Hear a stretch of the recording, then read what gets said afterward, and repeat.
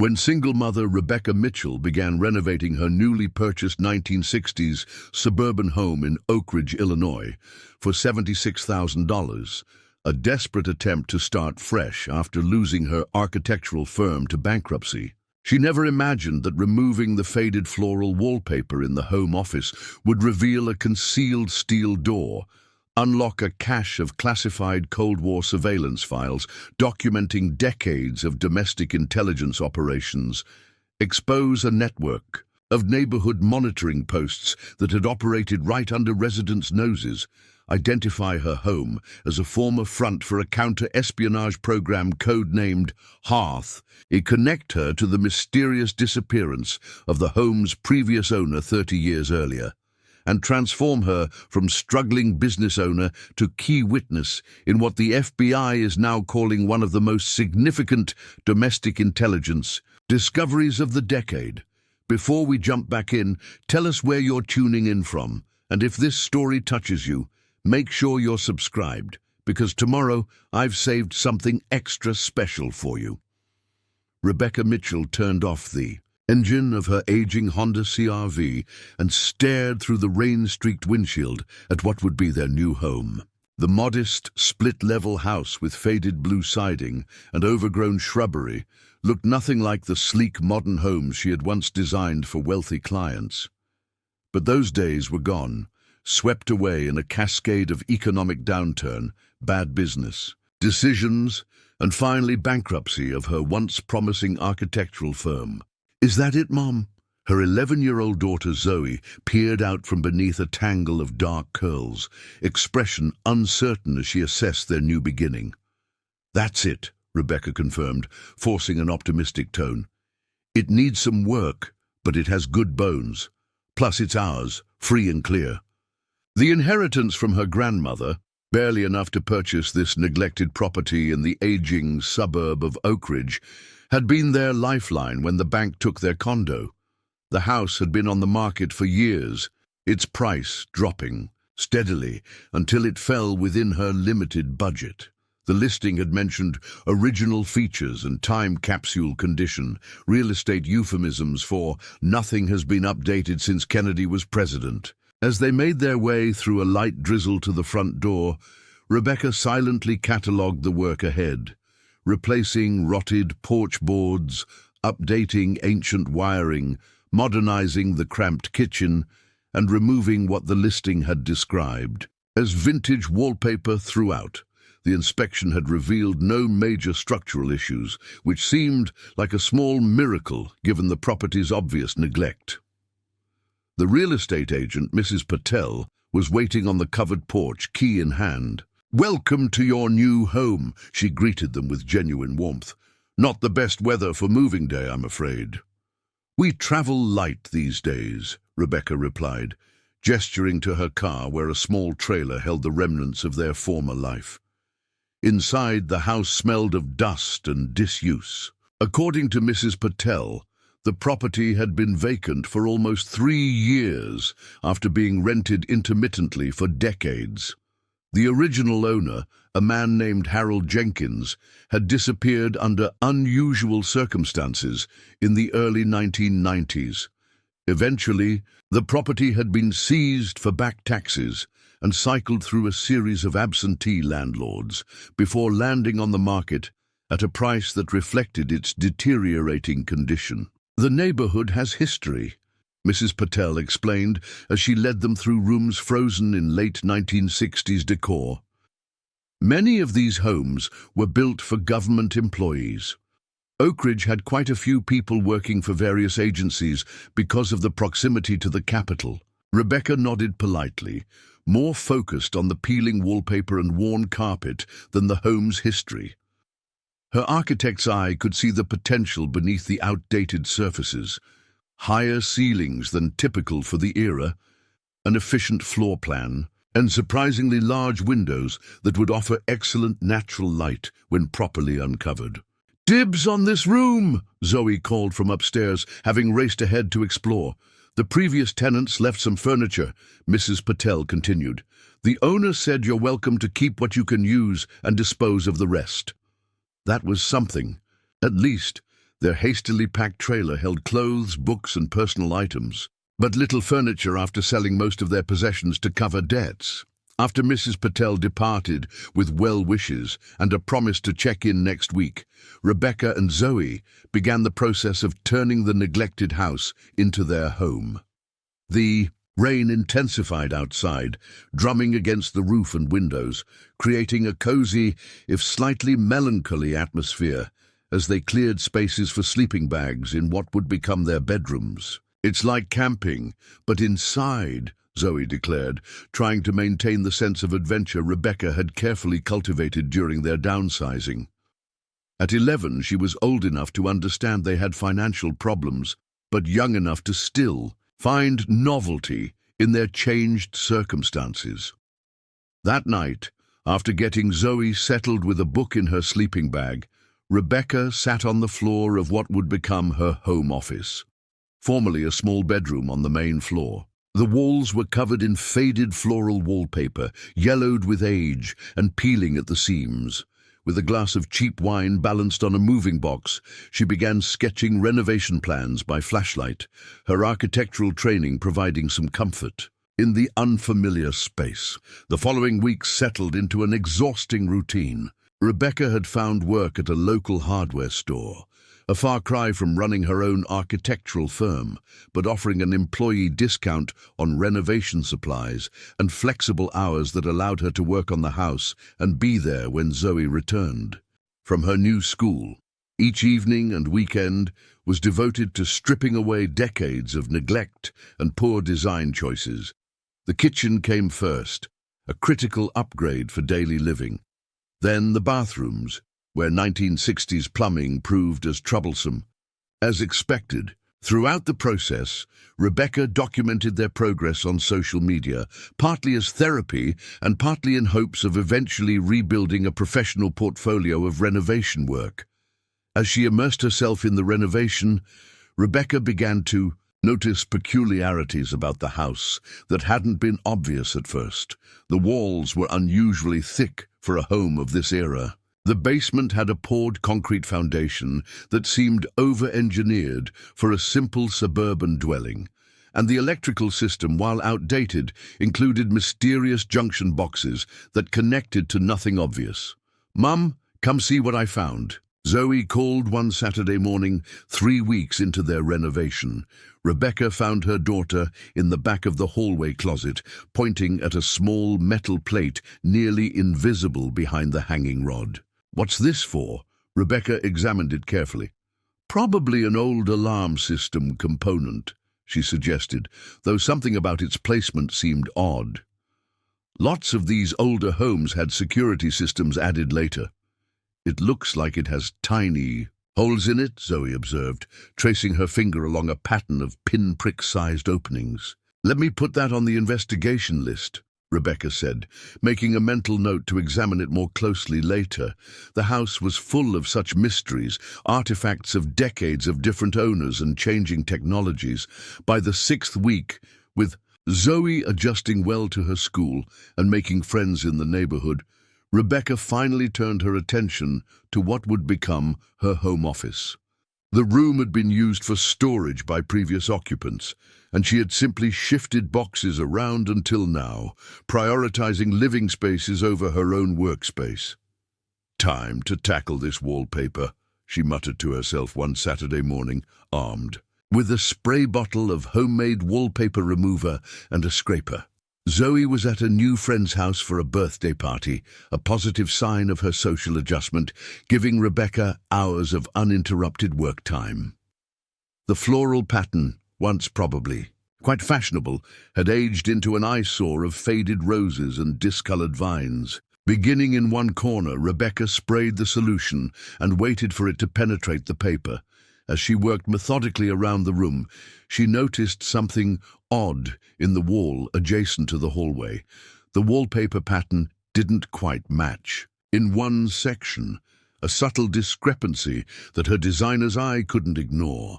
"Poor installation," she concluded, attacking the mismatched section with particular vigor. But as the paper came away, it revealed not the expected drywall or plaster beneath, but a seam in the wall material itself. Curious, Rebecca focused on this area, carefully removing more wallpaper around the anomaly.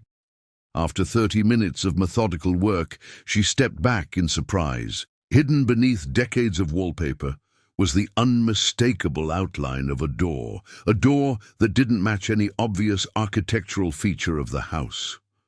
"What in the world?" she whispered, running her fingers along the nearly invisible seam. There was no handle, no hinges visible from this side, just the clear outline of a rectangle approximately 3 feet wide and 6 feet high. The material felt different too. Not the plaster of the surrounding wall, but cool metal beneath the remaining paper adhesive. Heart racing with an unexpected sense of discovery, Rebecca worked faster, stripping away the remaining wallpaper covering. The hidden door. When finally revealed, the surface was unmistakably steel, painted to match the wall color that must have existed before the wallpaper was applied. A small, flush-mounted keypad was positioned where a doorknob would normally be, technology that seemed far more recent than the home's 1960s origins. This was no original architectural feature. This had been installed covertly and then deliberately. "Concealed. This makes no sense," Rebecca muttered, examining the keypad. It required a 6-digit code, according to the faded instructions still visible on its face. Without the code, the mysterious door would remain secured. Her phone pinged with a text from her neighbor.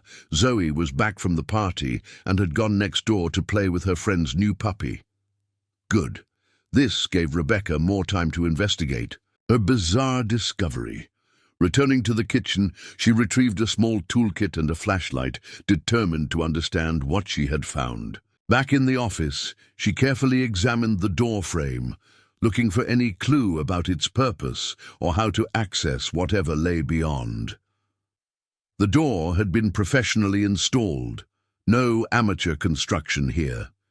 It had been designed to remain hidden, with the seams perfectly aligned to be invisible beneath wallpaper or paint. Only the slightly mismatched wallpaper pattern from a later renovation had revealed its existence. On a hunch, Rebecca examined the floor, looking for any sign of wear patterns that might indicate the door had been used regularly. Nothing obvious appeared, but when she ran her fingers along the baseboard, she felt a small irregularity. Pressing it revealed a hidden compartment containing a yellowed index card with 6 numbers written in faded ink. 051960. A date, she wondered aloud. May 1960. Perhaps when the house was built or when the hidden installation was completed. With nervous anticipation, Rebecca entered the numbers into the keypad. For a moment, nothing happened.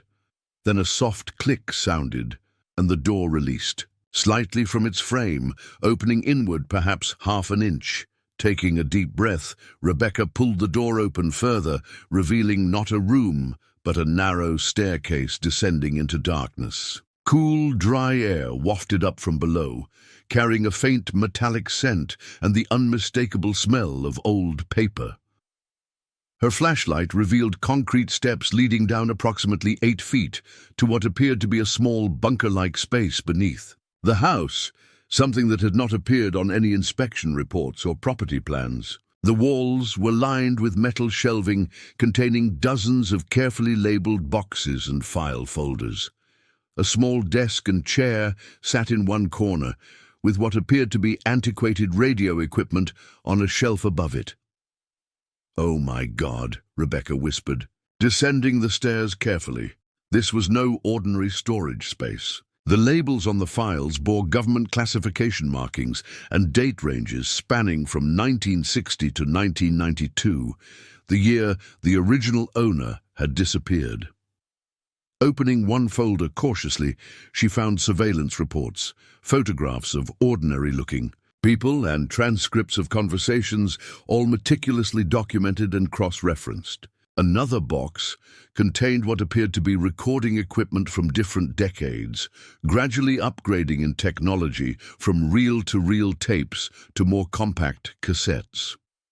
One file drawer was labeled simply HEARTH Oakridge Sector and contained detailed maps of the neighborhood with certain houses marked with coded symbols. Rebecca's house, her new home, was identified as Command Post Alpha.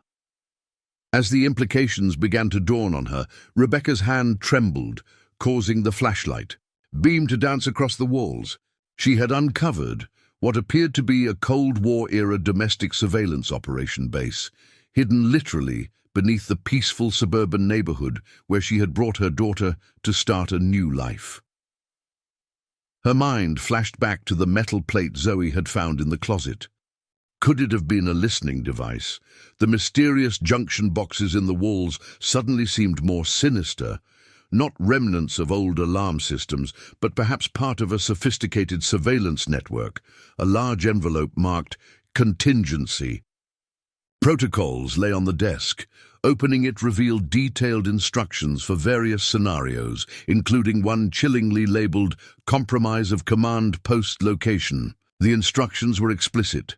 Destroy all materials, utilize the emergency exit tunnel, and report to a designated safe house immediately. Emergency exit tunnel. Rebecca's architectural mind quickly assessed the layout of the house relative to this underground room. If there was a tunnel, it would likely lead toward the back of the property, perhaps emerging somewhere in the overgrown garden or tool shed she had yet to properly explore.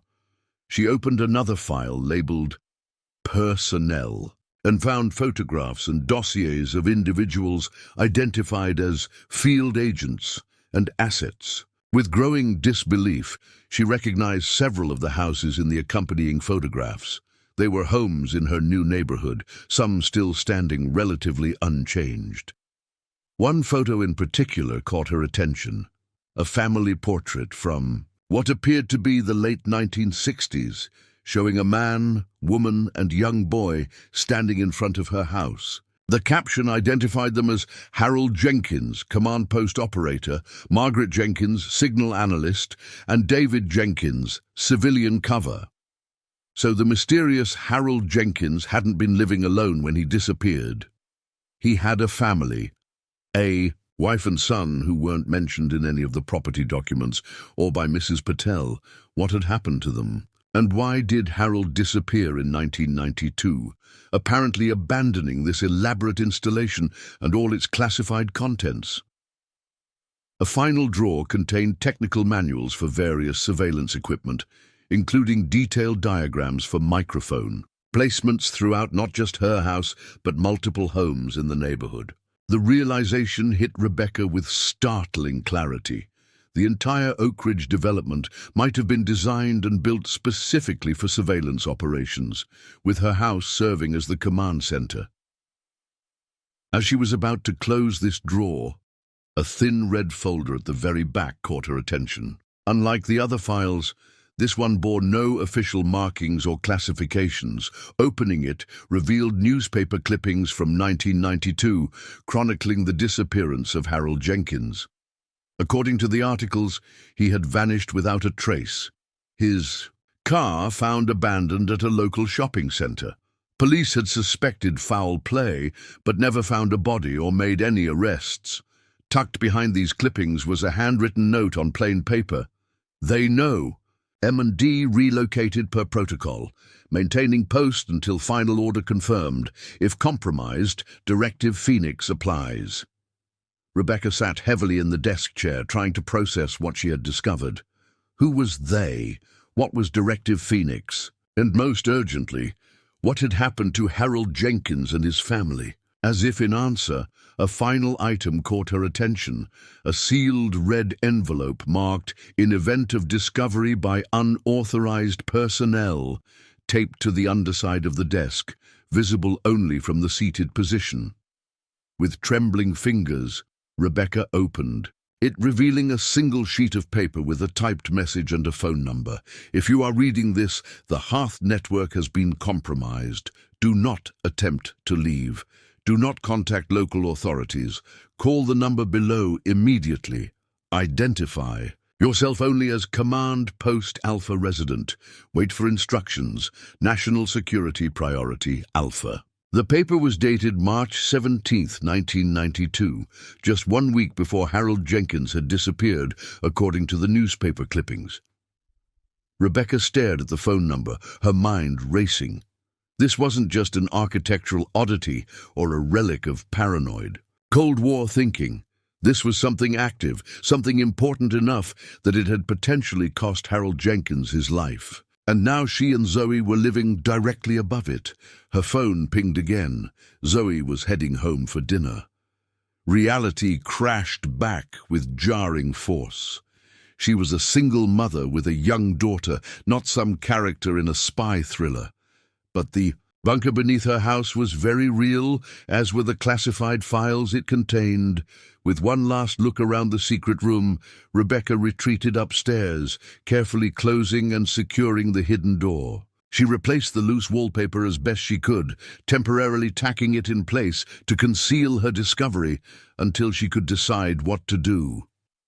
As she heard Zoe's footsteps on the front porch, Rebecca's mind was overwhelmed with questions. Was their house still actively monitored? Were the neighbors, some of whom lived in homes marked on those surveillance maps, aware of what had happened here?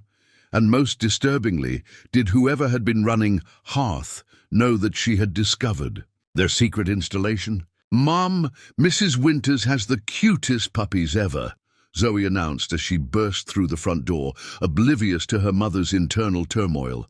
"She said I can come walk them with her daughter tomorrow, if it's okay with you." Rebecca forced a smile, compartmentalizing her fears to protect her daughter from the unsettling discovery. "That sounds great, honey. Was the birthday party fun?" As they prepared dinner together, Rebecca found herself scrutinizing their home with new awareness. The air vents she had planned to replace, were they designed for ventilation or surveillance? The oddly positioned electrical outlets throughout the house, what might be hidden behind them? Even the cracked bathroom mirror now seemed potentially suspicious, a possible two-way observation point rather than just outdated decor. That night, after tucking Zoe into bed, Rebecca returned to the office and sat staring at the wall where the hidden door lay concealed behind hastily reattached wallpaper. The sensible option would be to seal it up permanently, pretend she had never found it, and continue their renovation as planned. The house was structurally sound, the neighborhood seemed safe, and Zoe was finally settling in after the trauma of losing their previous home. But the red envelope with its ominous warning and phone number nagged at her. If this truly was a matter of national security, did she have an obligation to report her discovery? And if Harold Jenkins had disappeared, possibly murdered, because of what lay beneath this house, were she and Zoe in danger simply by living here? With trembling hands, Rebecca retrieved the envelope from her pocket, where she had hastily stashed it before Zoe's return. The phone number, with its unfamiliar area code, seemed to pulse against the paper like a warning beacon. "This is insane," she whispered to herself, "completely insane." And yet, after another moment of hesitation, she picked up her phone and dialed the number, heart pounding as it began to ring. To her surprise, someone answered immediately, as if they had been waiting, and for the call. A crisp, professional voice spoke a single word: "Verification." Rebecca swallowed hard. "Command Post Alpha resident," she replied, following the instructions from the envelope. A brief silence followed, then, "Stand by for secure callback. Disconnect now." The line went dead before Rebecca could respond. She stared at her phone in confusion. What had she just initiated? Less than 30 seconds later, her phone rang, displaying only "unknown number" on the screen. When she answered, a different voice spoke, older, authoritative, with an edge of urgency. "This is Director Harmon. You've accessed Command Post Alpha. Identify yourself and explain how you gained entry." Rebecca hesitated only briefly before deciding complete honesty was her safest option. "My name is Rebecca Mitchell. I recently purchased this house. I discovered the hidden door while removing wallpaper during renovations. I found a code hidden in the baseboard and used it to open the door. Is anyone else aware of your discovery?" The question was sharp, demanding. "No. I'm alone, except for my 11-year-old daughter, who's asleep and knows nothing about this."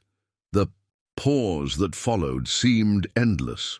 When Director Harmon spoke again, his tone had shifted subtly. "Ms. Mitchell, what you've discovered is classified at the highest levels. A team will arrive at your location within the hour. Do not leave the premises. Do not contact anyone. Do not attempt to access the installation again before we arrive. Is that understood?" "Yes," Rebecca managed, her mouth suddenly dry. "But my daughter—" "Your daughter will not be disturbed. This will be handled discreetly." The director's voice softened slightly.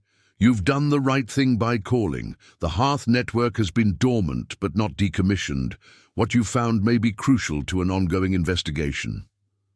After the call ended, Rebecca sat motionless, the full weight of her discovery finally sinking in. The peaceful suburban home she had purchased to rebuild her life now felt like anything but a sanctuary. Whatever she had uncovered had been important enough to maintain for decades, significant enough to classify at the highest levels, and secret enough that someone might have disappeared because of it. As she waited for the mysterious team to arrive, Rebecca couldn't help wondering what other secrets might be hidden behind the ordinary walls of Oakridge, and whether her impulsive decision to buy this house had inadvertently placed her and Zoe at the center of something far bigger and more dangerous than she could have imagined. Little did she know that her discovery would soon connect her to a nationwide network of similar installations, reveal the true purpose of the entire Oakridge subdivision, and ultimately place her at the center of a decades-old government operation that had never officially ended. Rebecca paced nervously in her living room, checking her watch every few minutes. It had been exactly 42 minutes since her call with the mysterious Director Harmon.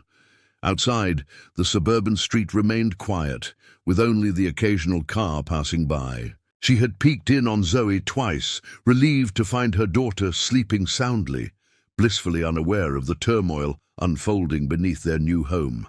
The sound of tires on gravel made Rebecca freeze.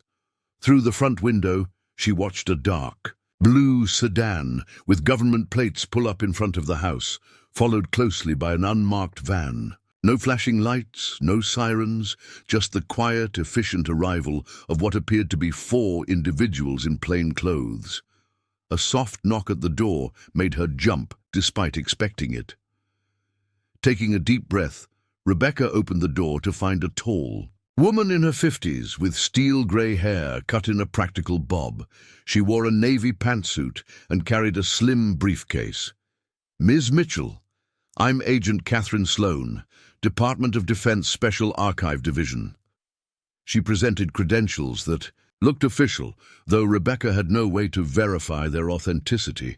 "May we come in?" Rebecca nodded, stepping aside as Agent Sloan entered, followed by 3 others, 2 men and a woman, all in similar professional attire, none in uniform or clearly marked as government agents.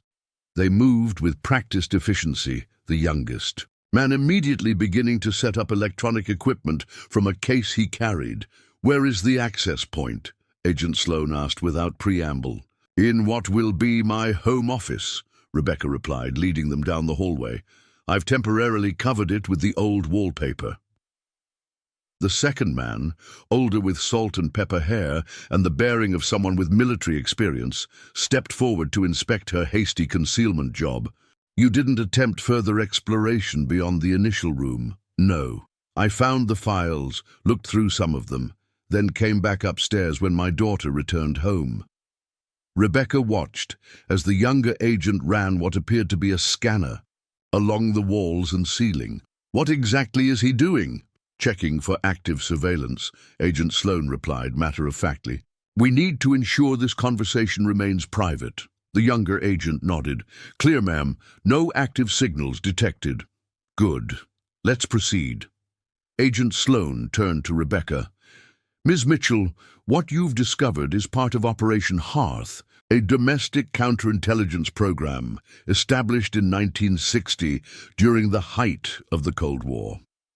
This house, and several others in the Oakridge development, were purpose-built as monitoring stations. Monitoring stations for what? Rebecca asked, though she had already formed suspicions from the files she'd seen.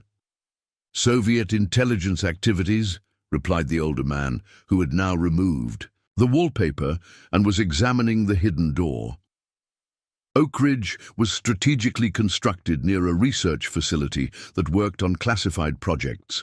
The entire neighborhood was designed as a security perimeter, with houses positioned for optimal surveillance coverage. You're saying my house was built specifically to spy on Soviet spies? Rebecca couldn't keep the incredulity from her voice.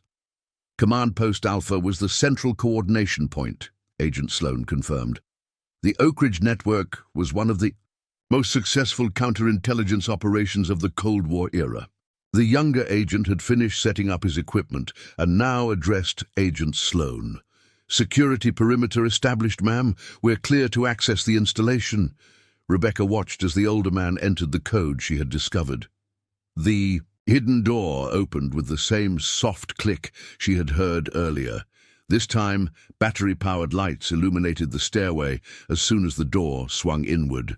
Ms. Mitchell, we'll need to document the current state of the installation before disturbing anything further, Agent Sloan explained. Would you be willing to show us exactly what you found and what you touched? For the next hour, Rebecca retraced her discovery process, showing the agents which files she had examined and explaining how she had found the access code. The team photographed everything meticulously, the younger agents taking detailed notes. While Agent Sloan periodically stepped aside to make quiet phone calls, the second woman, who had introduced herself simply as Dr. Chen, focused on the technical equipment in the installation.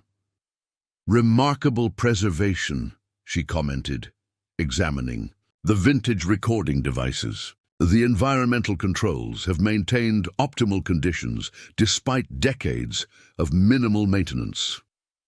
Was Harold Jenkins part of your organization? Rebecca asked as they examined the desk where she had found the red envelope. A subtle glance passed between the agents before Agent Sloan replied. Harold Jenkins was the resident operator assigned to Command Post Alpha from 1968 until 1992. His disappearance has remained an open case within our division. What happened to his wife and son? The files showed he had a family. They were relocated under our protective custody program after the incident, Agent Sloan said carefully. Beyond that, I'm not at liberty to discuss their status. As the team continued their investigation, Rebecca began to notice subtle dynamics among them. Agent Sloan was clearly in charge, but Dr. Chen seemed to operate with a degree of independence, focusing exclusively on the technical aspects of the installation. The older man, Agent Wilson, she had learned, appeared to have prior knowledge of the HEARTH operation, while the younger agent seemed to be encountering much of the information for the first time. These surveillance reports continue well past the end of the Cold War, Rebecca observed, pointing to a file labeled 1990-1992. Why maintain the operation after the Soviet threat ended? Agent Sloan closed the file Rebecca had indicated. The HEARTH network was officially deactivated in 1989 after the fall of the Berlin Wall. However, certain stations, including Command Post Alpha, remained operational to monitor legacy concerns. Legacy concerns? Rebecca pressed. Ms. Mitchell, Agent Sloan said with a sigh, what you've discovered is complex. The Cold War didn't end cleanly with the collapse of the Soviet Union. Networks established over decades don't simply disappear overnight. Assets remain in place, Loyalties shift. Information continues to hold value. Dr. Chen looked up from the equipment she was examining. These recording systems were upgraded in 1990. State-of-the-art for that period, digitally enhanced, with satellite uplink capabilities that weren't part of the original installation. A flash of annoyance crossed Agent Sloane's face at this disclosure, but she quickly composed herself. As I said, certain operations continued during the transition period. Rebecca's architectural training had taught her to recognize when spaces had been modified or adapted over time. Looking around the installation with fresh eyes, she could see evidence of multiple upgrades and expansions beyond the original 1960s construction. This wasn't just about Russians, was it? She asked quietly. This continued well beyond the Cold War, and it wasn't officially sanctioned. That's why Harold Jenkins disappeared. He found out something he wasn't supposed to know. The room fell, silent. Even the younger agent stopped typing notes and looked up. Agent Sloane studied Rebecca carefully, as if reassessing her.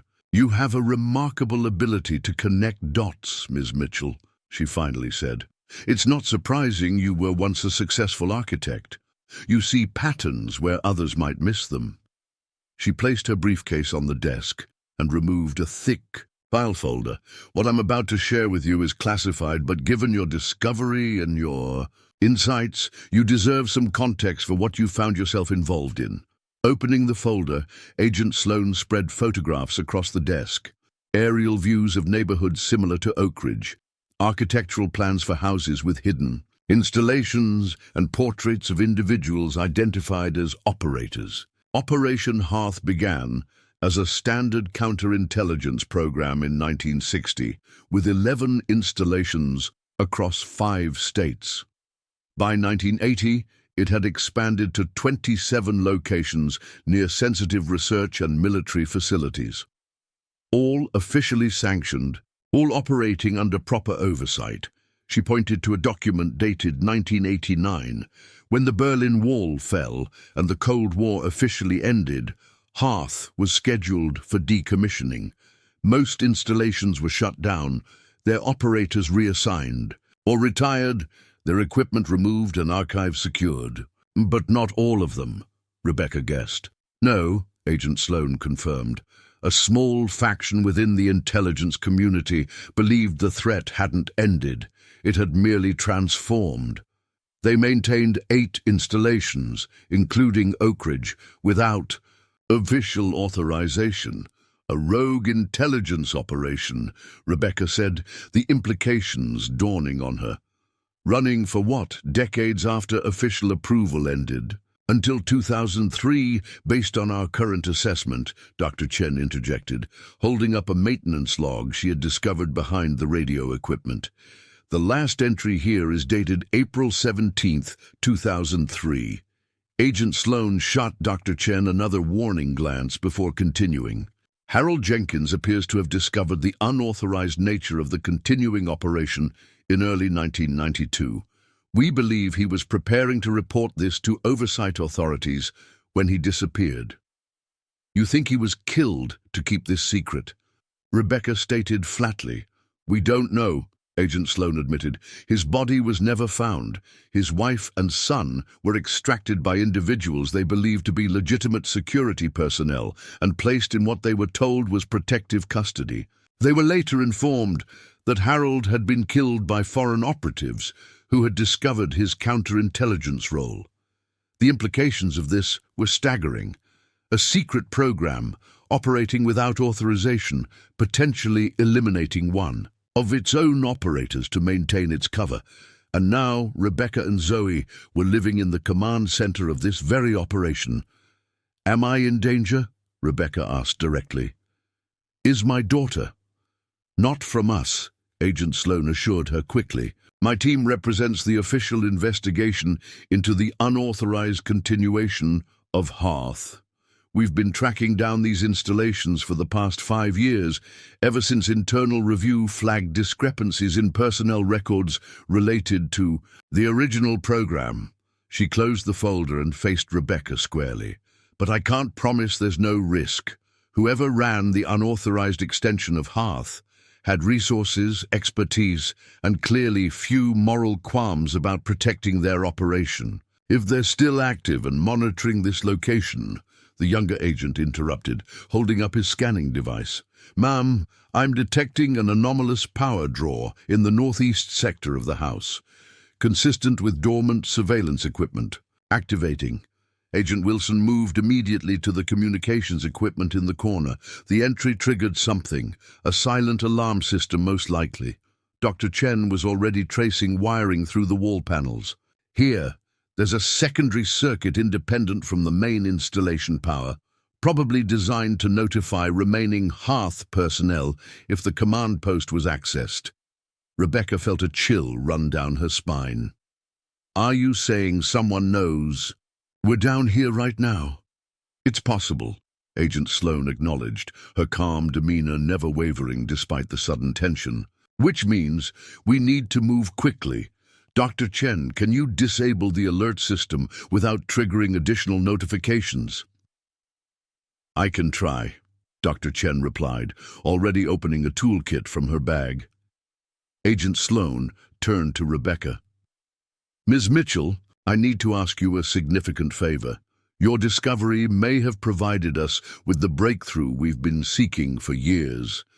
This installation appears to be largely intact, with records that could help us identify the unauthorized HEARTH leadership and potentially resolve Harold Jenkins' disappearance. What exactly are you asking? Rebecca asked, though she suspected she already knew.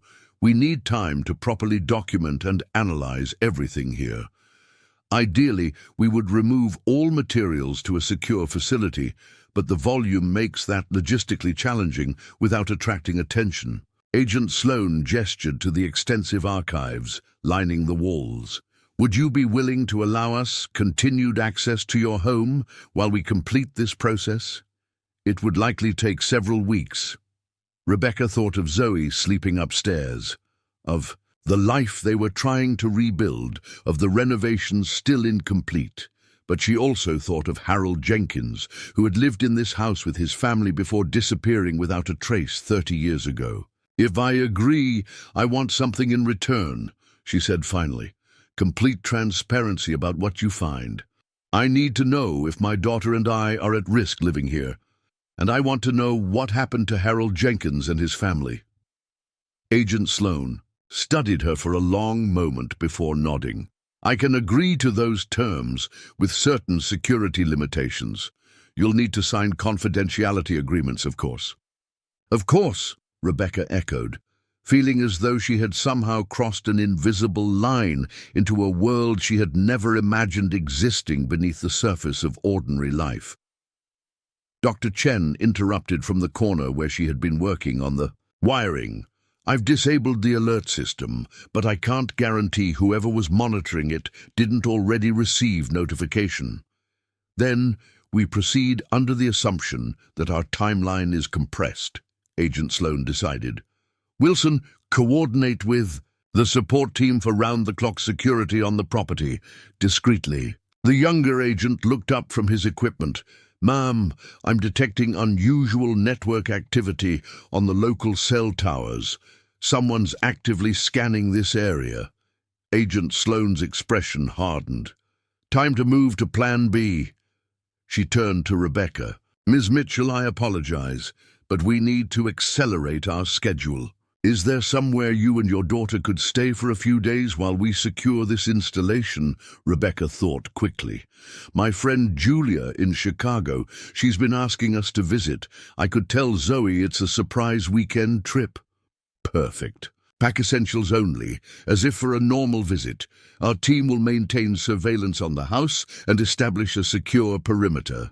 Agent Sloan was already texting on her secure phone. We'll provide you with an encrypted communication device to maintain contact. Within the hour, Rebecca had packed weekend bags for herself and Zoe, carefully framing the sudden trip as a fun surprise rather than a security necessity. The still sleeping Zoe was gently transferred to the back seat of their Honda, while Agent Wilson discreetly checked the vehicle for tracking devices before they departed.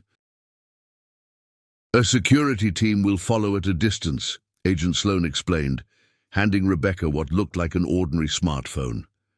This device is secure. I've programmed my direct contact information. Check in when you arrive at your friend's home, and we'll update you regularly on our progress. As Rebecca prepared to leave, a final question occurred to her. The house, my house, was it ever really on the open market, or was this somehow arranged? A flicker of something, surprise perhaps or admiration, crossed Agent Sloan's face. You really don't miss much, do you, Ms. Mitchell? She glanced toward the car where Zoe slept peacefully. Let's just say the property has always been monitored, and when it finally went up for sale, certain parameters were established regarding suitable buyers. You're saying I was chosen. Why? I'm an architect with a failed business and a mountain of debt. There's nothing special about me. On the contrary, Agent Sloan replied. Your professional background made you an ideal candidate, someone who would notice architectural anomalies but have the technical knowledge to appreciate their purpose. Your financial situation made the property's price point attractive, and your status as a single mother with a child provided excellent cover for continued occupation of a property that needed to appear normally inhabited. The revelation that her fresh start might have been engineered left Rebecca momentarily speechless. Had her entire life collapse been monitored, perhaps even facilitated, to guide her to this specific house at this specific time? That's, she began, struggling to find words. Disturbing, I know, Agent Sloan acknowledged. If it helps, I don't believe your financial difficulties were manufactured, merely observed and leveraged when they occurred naturally. Opportunistic, rather, than orchestrated. Somehow, that distinction offered little comfort as Rebecca drove away from the house, her sleeping daughter beside her and a government security team following discreetly behind. The quiet suburban street looked entirely different now, each house potentially hiding secrets behind its ordinary facade, each neighbor possibly more than they appeared. The drive to Chicago gave Rebecca time to process the whirlwind of revelations. Operation HEARTH, Harold Jenkins's disappearance, the possibility that her very presence in the house had been deliberately engineered. It all seemed like the plot of a conspiracy thriller rather than her actual life. When Zoe finally woke as they approached the city limits, she was delighted by the surprise trip, immediately asking if they could visit the aquarium and her other favorite Chicago attractions. Rebecca forced enthusiasm, determined to preserve some normalcy for her daughter, despite the circumstances. Of course, sweetie, this is going to be a fun weekend. Julia, a college friend who had remained close despite their increasingly different life paths, welcomed them warmly to her downtown apartment with no questions about the last-minute visit. Rebecca had always admired Julia's easygoing nature, never more so than now when she needed a haven free from probing questions.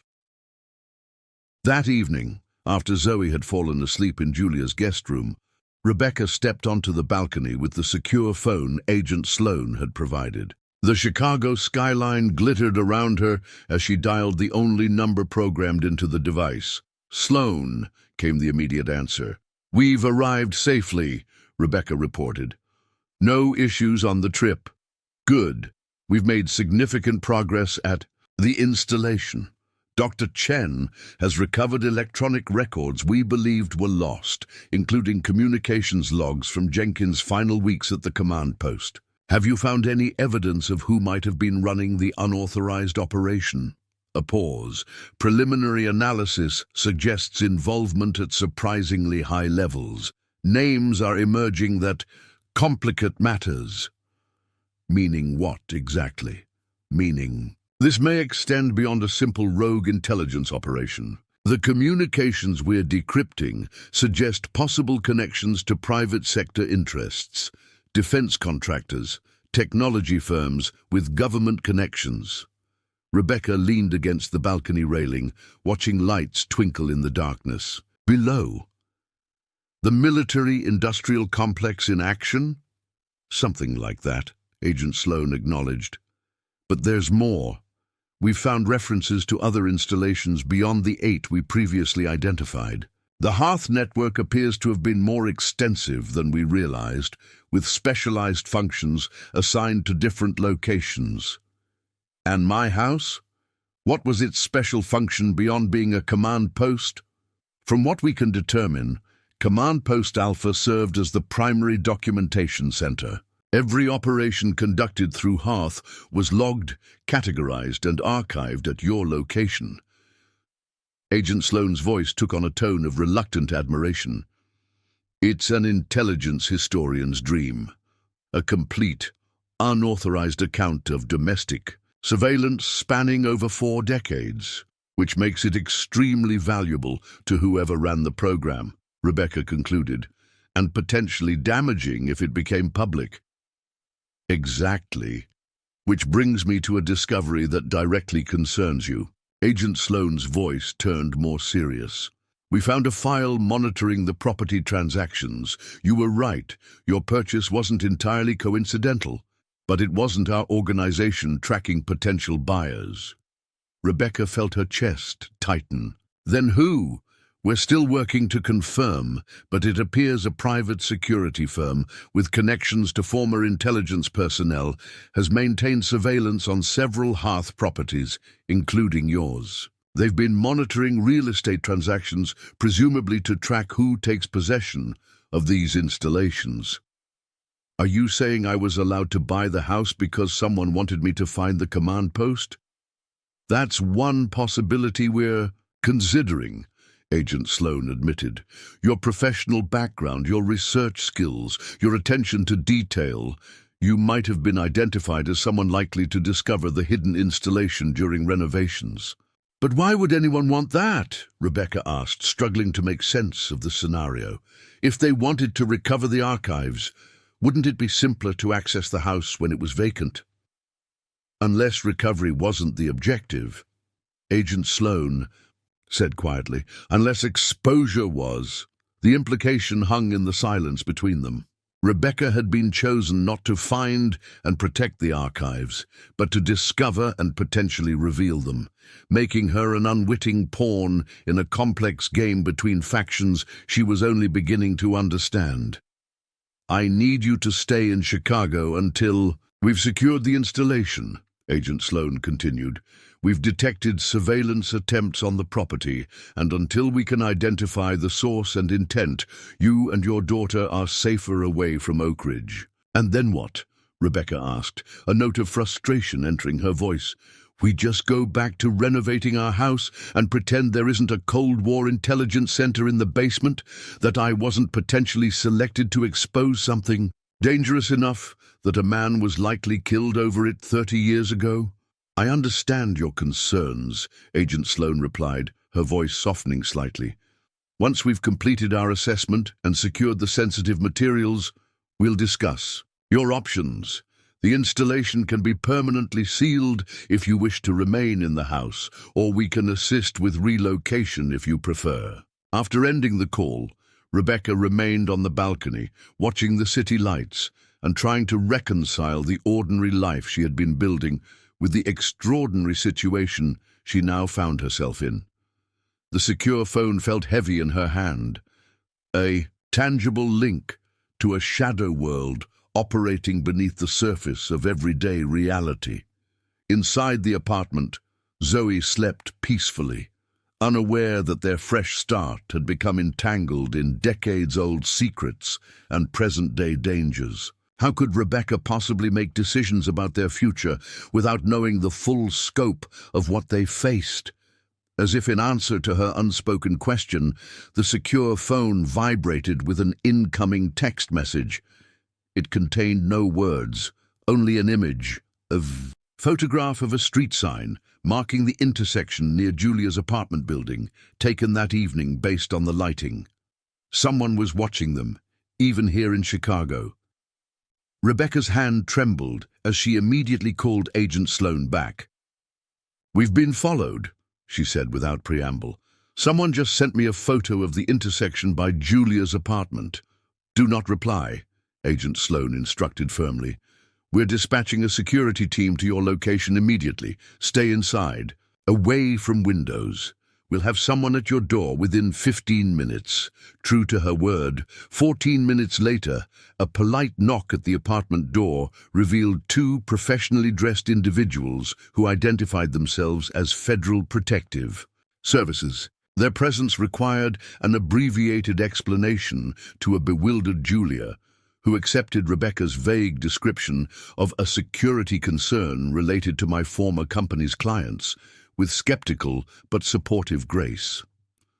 The female agent, Lisa Morales, took Rebecca aside while her partner checked the apartment and established a security perimeter. The message came through the secure device, Agent Morales noted, examining the phone. That suggests the sender has sophisticated technical capabilities. This is military-grade encryption. Who are these people? Rebecca asked, keeping her voice low to avoid waking Zoe or further alarming Julia. What do they want from me? Agent Sloan believes they may be former HEARTH operators or their successors, Morales explained. The timing of the message just after your call with her suggests they may be monitoring official communications channels.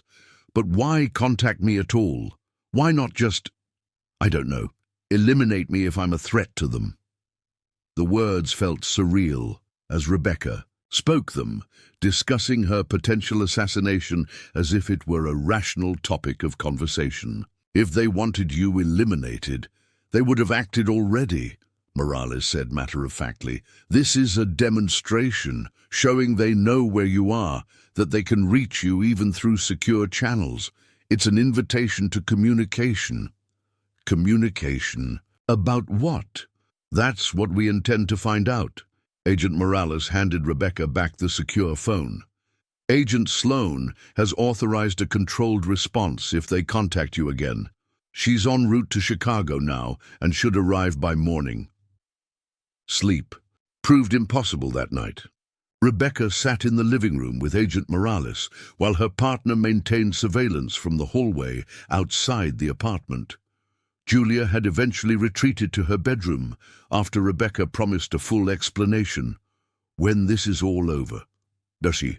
Moment Rebecca couldn't begin to imagine.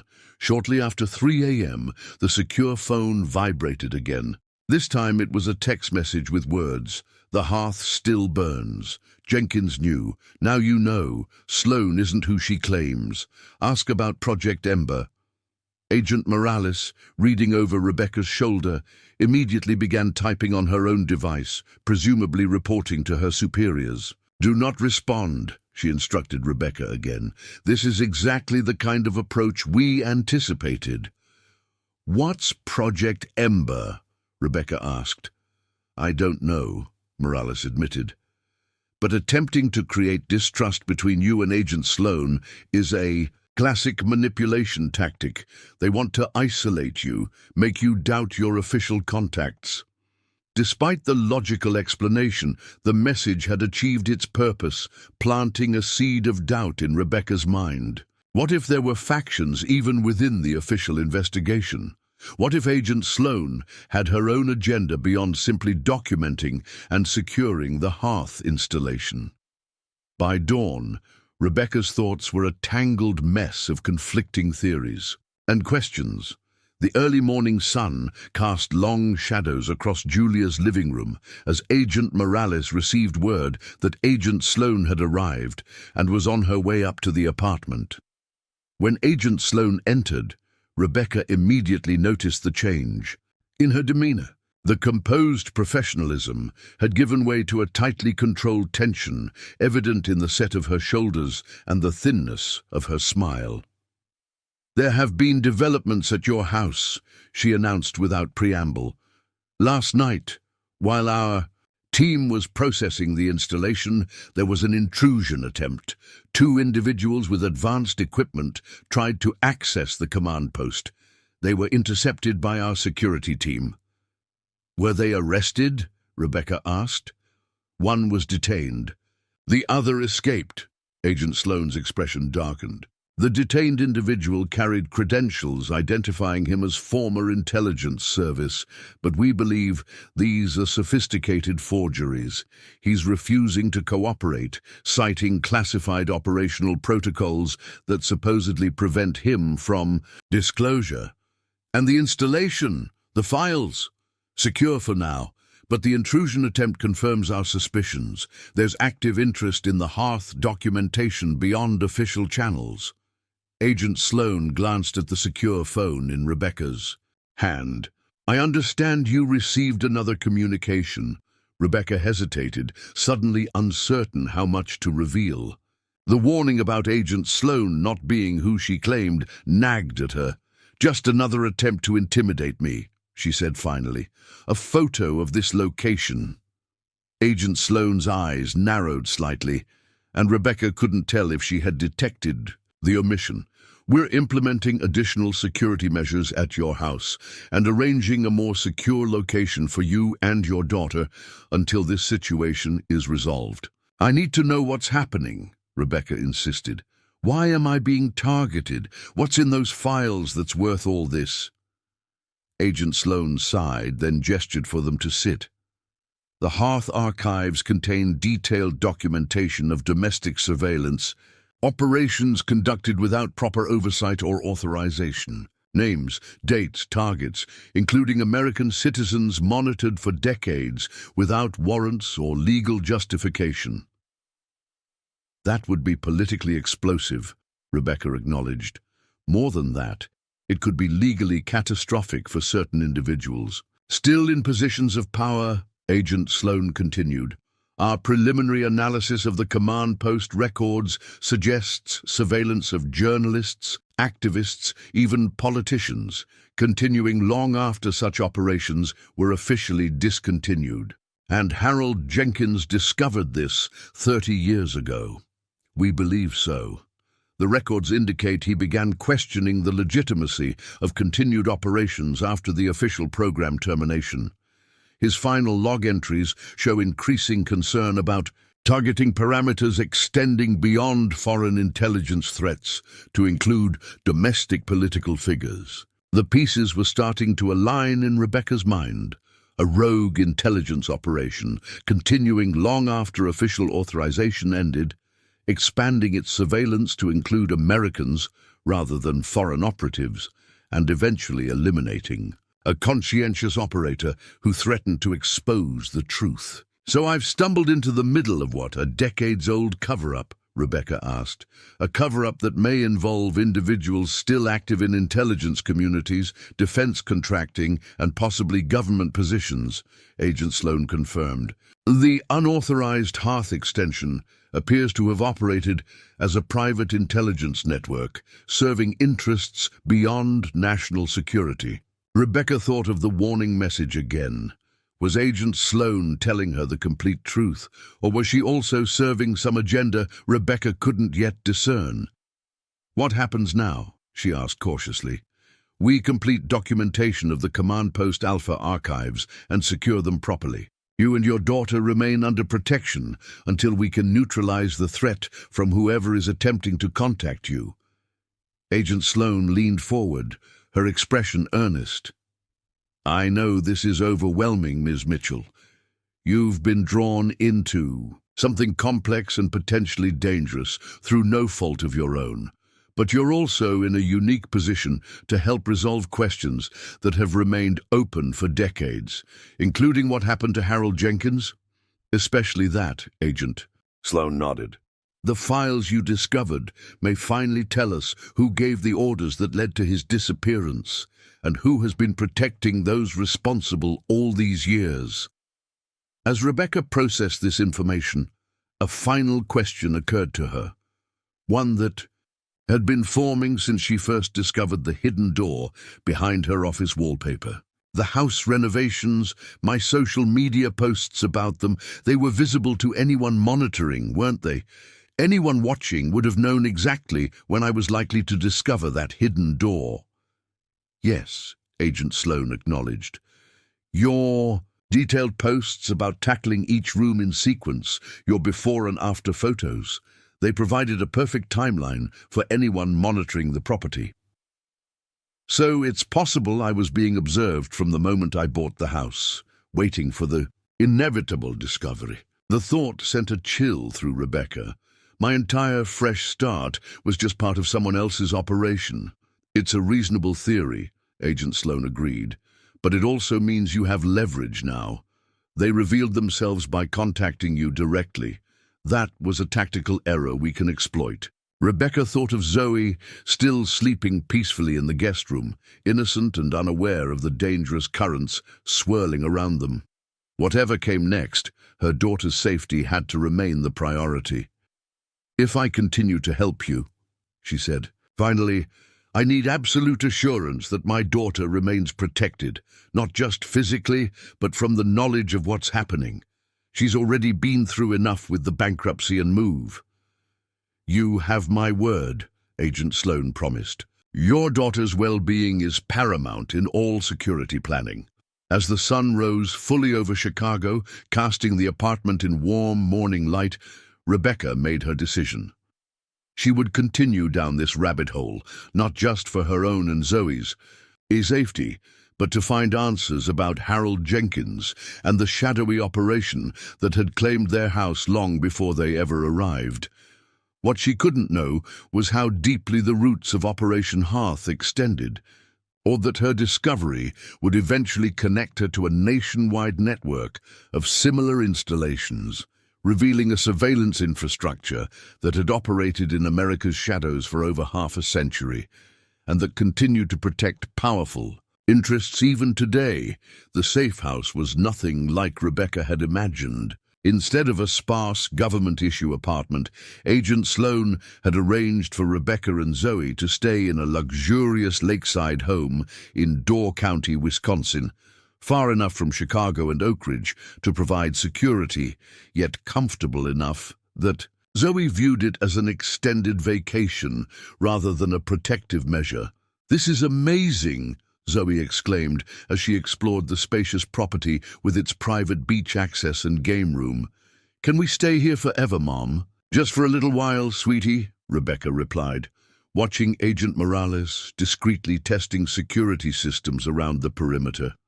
"Think of it as a special summer adventure."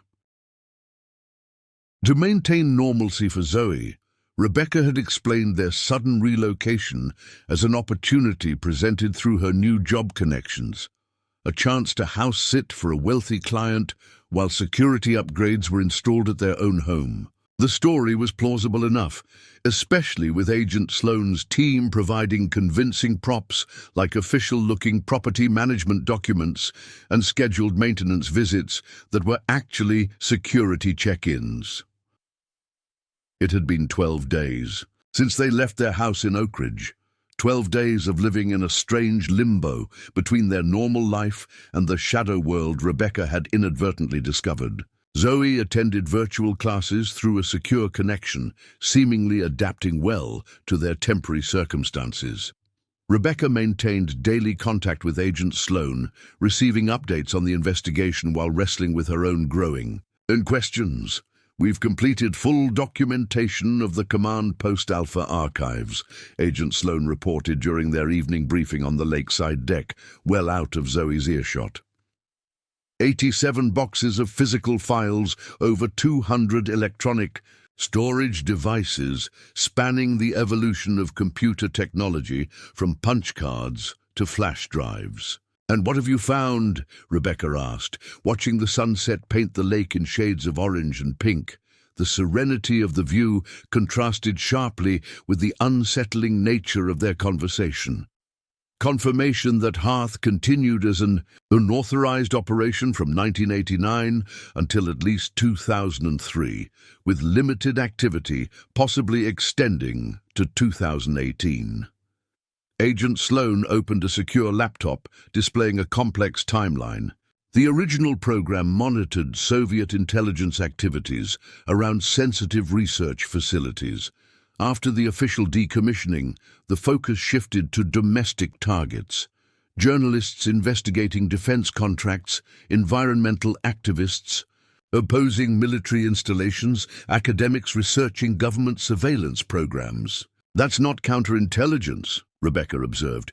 That's domestic political surveillance. Exactly, which explains why it had to operate without official authorization. Agent Sloan scrolled through the timeline. What makes the HEARTH archives particularly valuable is that the operators maintained meticulous records, names, dates, authorized personnel. Jenkins was apparently quite the stickler for proper documentation. Even for an illegal operation? He may not have initially realized. It was unauthorized, Sloan explained.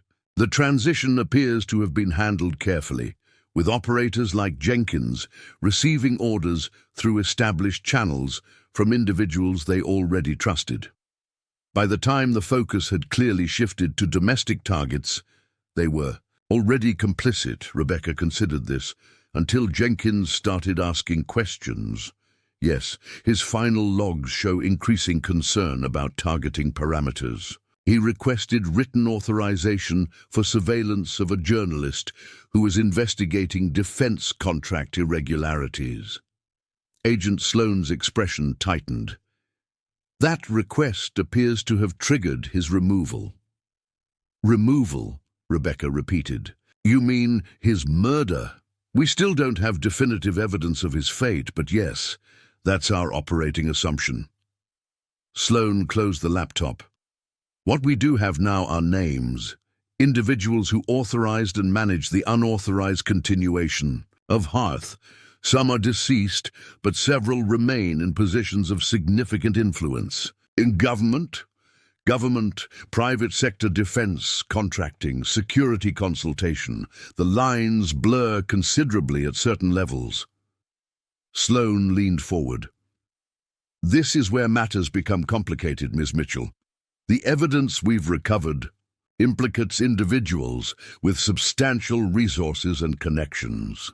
They're already aware that Command Post Alpha has been compromised.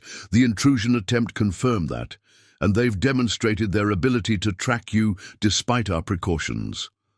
The text messages, Rebecca nodded, which have continued. I understand. Agent Sloan's tone made it clear this wasn't a question. Rebecca hesitated. She had received 3 additional messages on the secure phone over the past week, each more specific than the last. She had reported the first to Agent Morales, but had kept the most recent ones to herself while she assessed their credibility. They're trying to turn me against you, she said carefully, claiming that different factions within the government are competing for control of the HEARTH archives. A common tactic, Sloan agreed. Create distrust between protected witnesses, and their security details. Make the witness feel isolated, vulnerable to outside influence. Is it true, though, Rebecca asked directly, are there competing interests within official channels? The messages mention something called Project Ember that you're supposedly involved with. A flicker of surprise crossed Agent Sloan's face, the first time Rebecca had seen her composure slip. Ember was a proposed extension of the original HEARTH network, she acknowledged after a moment. It never progressed beyond planning stages. The fact that they're aware of it suggests they have access to more historical documentation than we realized. The answer seemed straightforward, yet something in Sloan's delivery made Rebecca uncertain.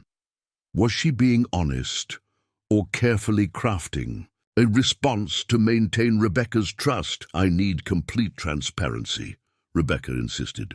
If I'm risking my daughter's safety by cooperating with your investigation, I deserve to know exactly what we're dealing with and who might be targeting us. Agent Sloan studied her for a long moment, then nodded as if coming to a decision. You're right. There's something I haven't shared with you, partly because it's classified beyond your clearance level, and partly because I wanted to confirm it before potentially alarming you unnecessarily. She retrieved a file from her briefcase, an actual physical folder rather than digital documentation. This information doesn't exist in electronic form for security reasons. What I'm about to show you is known to fewer than 12 people within the intelligence community. Opening the folder revealed photographs of a man in his 60s, taken with a telephoto lens at various locations, exiting an office building, dining at an outdoor cafe, boarding a private jet. "This is David Jenkins," Sloan said. "Harold Jenkins, son. The boy from the family photograph you found in the Command Post Alpha files." Rebecca studied the images with surprise. "He survived? You said his family was taken into protective custody after Harold disappeared. Margaret and David Jenkins were relocated with new identities in 1992, Sloan confirmed. Margaret died of natural causes in 2009. David, however, has been more complicated. Complicated how? He was 19 when his father disappeared, old enough to understand what Harold had been involved with and old enough to form his own conclusions about what happened. Sloane's finger tapped one of the photographs, showing David entering a secured building.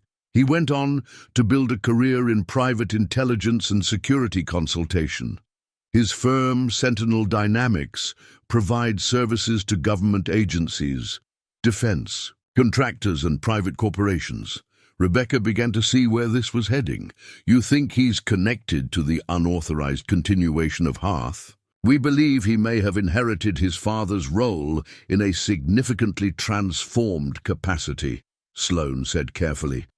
"Sentinel Dynamics has acquired properties connected to former HEARTH installations across the country. They've recruited former intelligence personnel with specific knowledge of domestic surveillance operations, and they've maintained discreet monitoring of HEARTH-related assets, including your house." The implications settled over Rebecca like a cold shadow. The son of the man who was likely killed for questioning the program took it over. "Not immediately, and perhaps not with the same intentions," Sloan qualified. "Our intelligence suggests David spent years investigating his father's disappearance before establishing his company. He may have started with the objective of exposing those responsible, only to discover the value and power of what his father had been part of. And now he's running a private intelligence network using the old HEARTH infrastructure? That's our current assessment." Sloan closed the folder. "Which brings us to you, Ms. Mitchell. We believe David Jenkins orchestrated your purchase of the Command Post Alpha property. The real estate company that listed your house is owned by a subsidiary of Sentinel Dynamics. The price reductions that brought it within your budget were specifically timed to coincide with your financial difficulties." Rebecca felt a chill despite the warm evening air. "But why? Why me specifically?" "Your background checks all the boxes. Financial vulnerability making you receptive to an unusually affordable property, professional training that would help you recognize architectural anomalies, and a documented history of meticulous renovation projects that made it highly probable you would eventually discover the hidden installation." Sloane's expression softened slightly. "In essence, you were selected as the perfect person to find. What David Jenkins wanted found. But if he wanted the HEARTH archives, why not just access them directly? His company owned the house." "Because David Jenkins doesn't want the archives," Sloan said simply. "He wants what's happening right now, an official investigation that will expose and document the unauthorized operation that led to his father's disappearance. He wants legitimacy and legal authority behind the revelations, not just leaked documents that could be dismissed as fabrications." Rebecca struggled to process this new perspective. "So I'm what? His unwitting agent, discovering something he already knew existed so it would trigger an official response?" "Essentially, yes," Sloan nodded. "Which is why he's been monitoring you and sending those messages. He wants to establish direct contact, potentially influence your perception of the official investigation." "How can you be sure of any of this?" Rebecca asked, her mind reeling with the implications. "Because 3 days ago he approached one of our agents directly," Sloan revealed.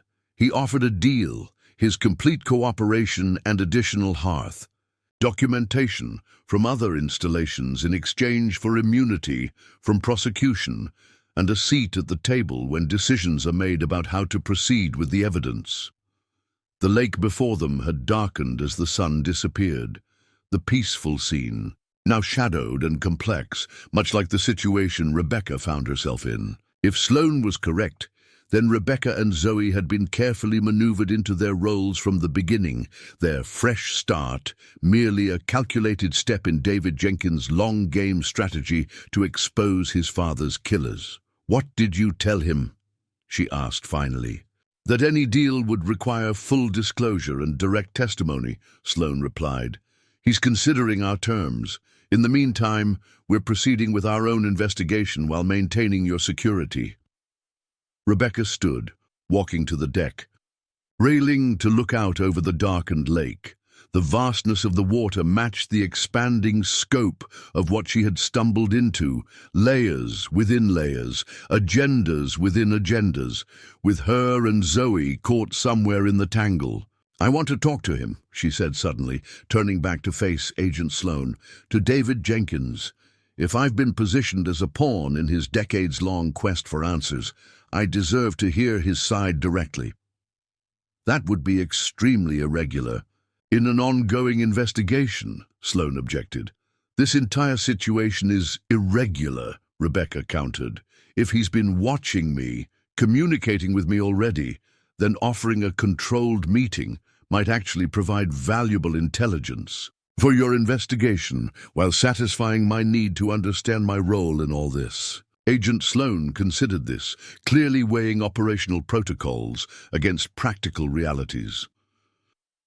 "I'll need authorization from my superiors," she said finally, "and it would require extensive security preparations." "But you'll try?" Rebecca pressed. "I'll make the request," Sloane agreed. "In the meantime, report any further communication attempts immediately. If he contacts you again, we need to know exactly what he's saying and offering." After Sloane departed for the night, leaving Agent Morales and her partner maintaining perimeter security, Rebecca checked on Zoe, peacefully asleep after an active day exploring the lakeside property, before retreating to her own room with the secure phone. The message that had arrived that morning remained unanswered. "Your house was my father's last post. Sloane knows more than she's telling you. When you're ready for the complete truth, call the number below, for your daughter's safety and your own." Below was a phone number with an area code Rebecca didn't recognize. Her finger hovered over it. For a long moment before she set the phone aside, still uncertain whom to trust in this expanding web of secrets and agendas. Sleep proved elusive that night. Her dreams filled with hidden doors, classified files, and faceless watchers. She woke before dawn, drawn to the large windows overlooking the lake, where the first hints of sunrise were beginning to lighten the eastern sky. Making her way quietly downstairs, Rebecca stepped onto the deck, breathing in the cool morning air. The lake stretched before her, peaceful and unchanging despite the turmoil of human concerns. For a moment, she allowed herself to imagine a life here, away from hidden installations and classified operations, just her and Zoe in a quiet place, building a new beginning. The fantasy dissolved as she noted Agent Bennett, Morales' partner, conducting his morning perimeter check near the tree line. Their peaceful surroundings were an illusion, a carefully maintained security bubble that could burst at any moment. As if confirming her thoughts, the secure phone vibrated in the pocket of her robe. Expecting another text message, Rebecca was surprised to see an incoming call from Agent Sloane instead. "We've received a direct communication from David Jenkins," Sloane announced without preamble. "He's formally requested a meeting with both of us. My superiors have conditionally approved with extensive security protocols." "How soon?" Rebecca asked, watching the sun's first rays touch the surface of the lake. "Tomorrow, if you're willing. We've secured a neutral location with controlled access points. Jenkins has agreed to our security conditions, including weapons screening." And limited personnel. What does he want from this meeting? To present evidence he claims will prove who ordered his father's elimination and demonstrate that elements within official channels are still protecting those individuals. Sloan paused. He specifically requested your presence, claiming you deserve to know the full context of why you were selected for the Command Post Alpha discovery. Despite the apprehension the situation warranted, Rebecca felt a strange sense of relief at the prospect of finally getting direct answers. "I'll be there," she confirmed, "but Zoe stays here with maximum security." "Already arranged," Sloan assured her. "Agent Morales will remain with her, along with 3 additional personnel. The property will be completely secure during your absence." The day passed in a blur of preparation and barely contained anxiety. Rebecca maintained a facade of normalcy for Zoe's sake, participating in beach activities and board games while her mind continually returned to the approaching meeting. What would David Jenkins be like? What evidence could he possibly have preserved for 3 decades? And most importantly, could she trust anything he said? By evening, Zoe had picked up on her mother's distraction. "Are you worried about something, Mom?" she asked as Rebecca tucked her into bed. "Just some work complications," Rebecca answered, smoothing her daughter's curls back from her forehead. "Nothing for you to worry about." "Is it about our house? Are the renovations not going well?" Rebecca hesitated, caught between her commitment to honesty with her daughter and the necessity of protecting her from frightening truths. "The house is fine," she said finally. "The work is taking a little longer than expected, that's all. We'll be home soon."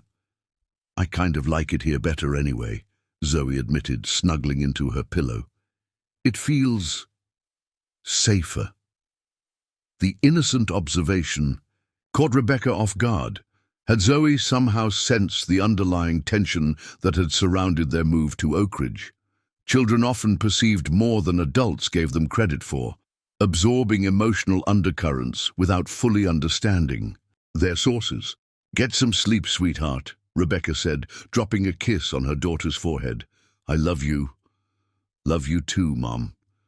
As Zoe drifted off to sleep, Rebecca returned to her room to prepare for the following day. Agent Sloan had provided a detailed security briefing, including evacuation protocols for Zoe in case anything went wrong during the meeting. The level of precaution seemed excessive for a controlled encounter, but Rebecca was grateful for the thoroughness nonetheless. The meeting location was a private conference facility near Milwaukee, neutral ground owned by a university foundation, with no connections to government agencies or defense contractors. Rebecca would travel there with Agent Sloan and a security detail, while David Jenkins would arrive separately with his own limited entourage. At precisely 7 a.m. the next morning, Rebecca embraced Zoe one last time before departing. "I'll be back tonight," she promised. "Be good for Agent Morales, okay? She said you could have a movie marathon if you finish your online schoolwork early." "Cool," Zoe grinned. "Can we order pizza too?" "Absolutely." Rebecca forced a smile, trying to ignore the knot of anxiety in her stomach. Pizza and movies sounds perfect. The drive to Milwaukee took just over 2 hours, during which Agent Sloan briefed Rebecca on what to expect. "Jenkins will likely try to establish rapport by emphasizing your shared position as pawns in a larger game," she explained. "Don't be drawn into personal discussions. Focus on specific evidence he claims to have, particularly anything that might identify who gave the orders regarding his father." "What about his allegations against official channels? Against you specifically?" Sloan's expression remained professionally neutral. "He may attempt to create division between us by suggesting compartmentalized information or conflicting objectives. Standard manipulation tactics. Judge everything he says against the verifiable evidence." The conference facility was modern and discreet, with no external signage identifying its purpose. Security personnel, a mix of Sloane's team and private contractors Jenkins had agreed to, maintained a visible but unobtrusive presence throughout the building.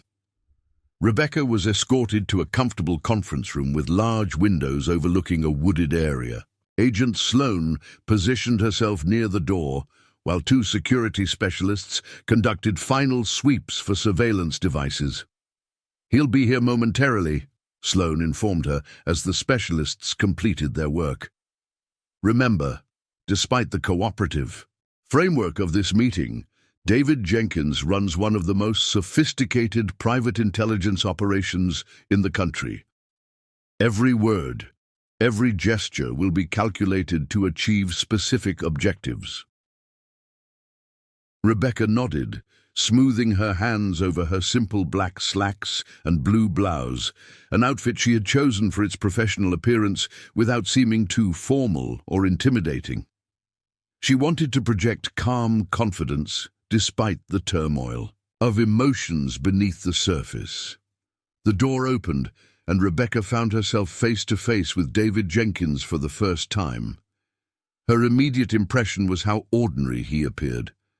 A tall man in his early 50s with salt and pepper hair, wearing a well-tailored grey suit that suggested success without ostentation. His most striking feature was his eyes, a penetrating blue that seemed to evaluate and catalogue everything they encountered. "Ms. Mitchell," he greeted her, his voice pleasantly modulated with a slight Midwestern accent. "Thank you for agreeing to this meeting. I've followed your journey with great interest since you purchased my childhood home." The direct acknowledgement of his monitoring was clearly intentional, establishing that he would be forthright rather than evasive. He extended his hand, which Rebecca shook after a moment's hesitation. "Agent Sloane," he continued, turning to acknowledge her with a respectful nod, but not offering his hand. "Your reputation precedes you. The Special Archive Division has done impressive work reconstructing the HEARTH network from limited evidence." "Mr. Jenkins," Sloane responded neutrally, "I understand you've brought documentation relevant to our investigation." "Straight to business," he smiled slightly. "As expected." He gestured to a leather briefcase held by a woman who had entered behind him, his only accompanying personnel in the room. "My associate, Dr. Elaine Winters. She's been instrumental in preserving and analyzing the HEARTH archives I've accumulated." Dr. Winters, a serious-looking woman in her 40s with short dark hair and rimless glasses, nodded professionally but remained silent as she placed the briefcase on the conference table.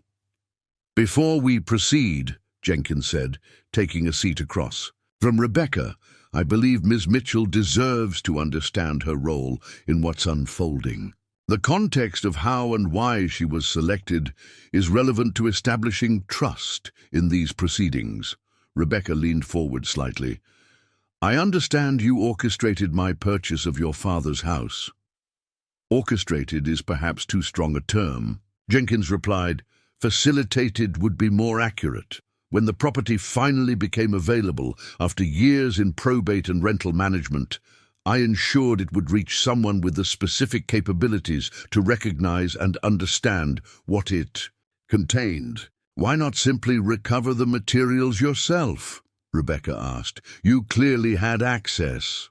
"Because official discovery was essential," Jenkins explained. "The HEARTH archives are worthless as private intelligence. They would be dismissed as fabrications or forgeries. Their value lies in official authentication and investigation, which required an independent party stumbling upon them legitimately." "So, you watched me renovate the house, waiting for me to find the hidden door." Rebecca couldn't keep a note of accusation from her voice. "While I thought I was building a fresh start for my daughter and myself." Jenkins had the grace to look momentarily uncomfortable. "I understand how that must feel, Ms. Mitchell. If it helps, your financial difficulties and need for affordable housing were genuine.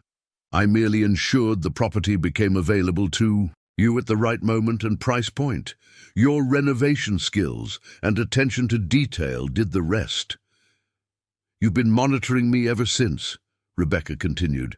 The text messages, the photo of the Chicago apartment, demonstrating you could reach me despite security protocols. Yes.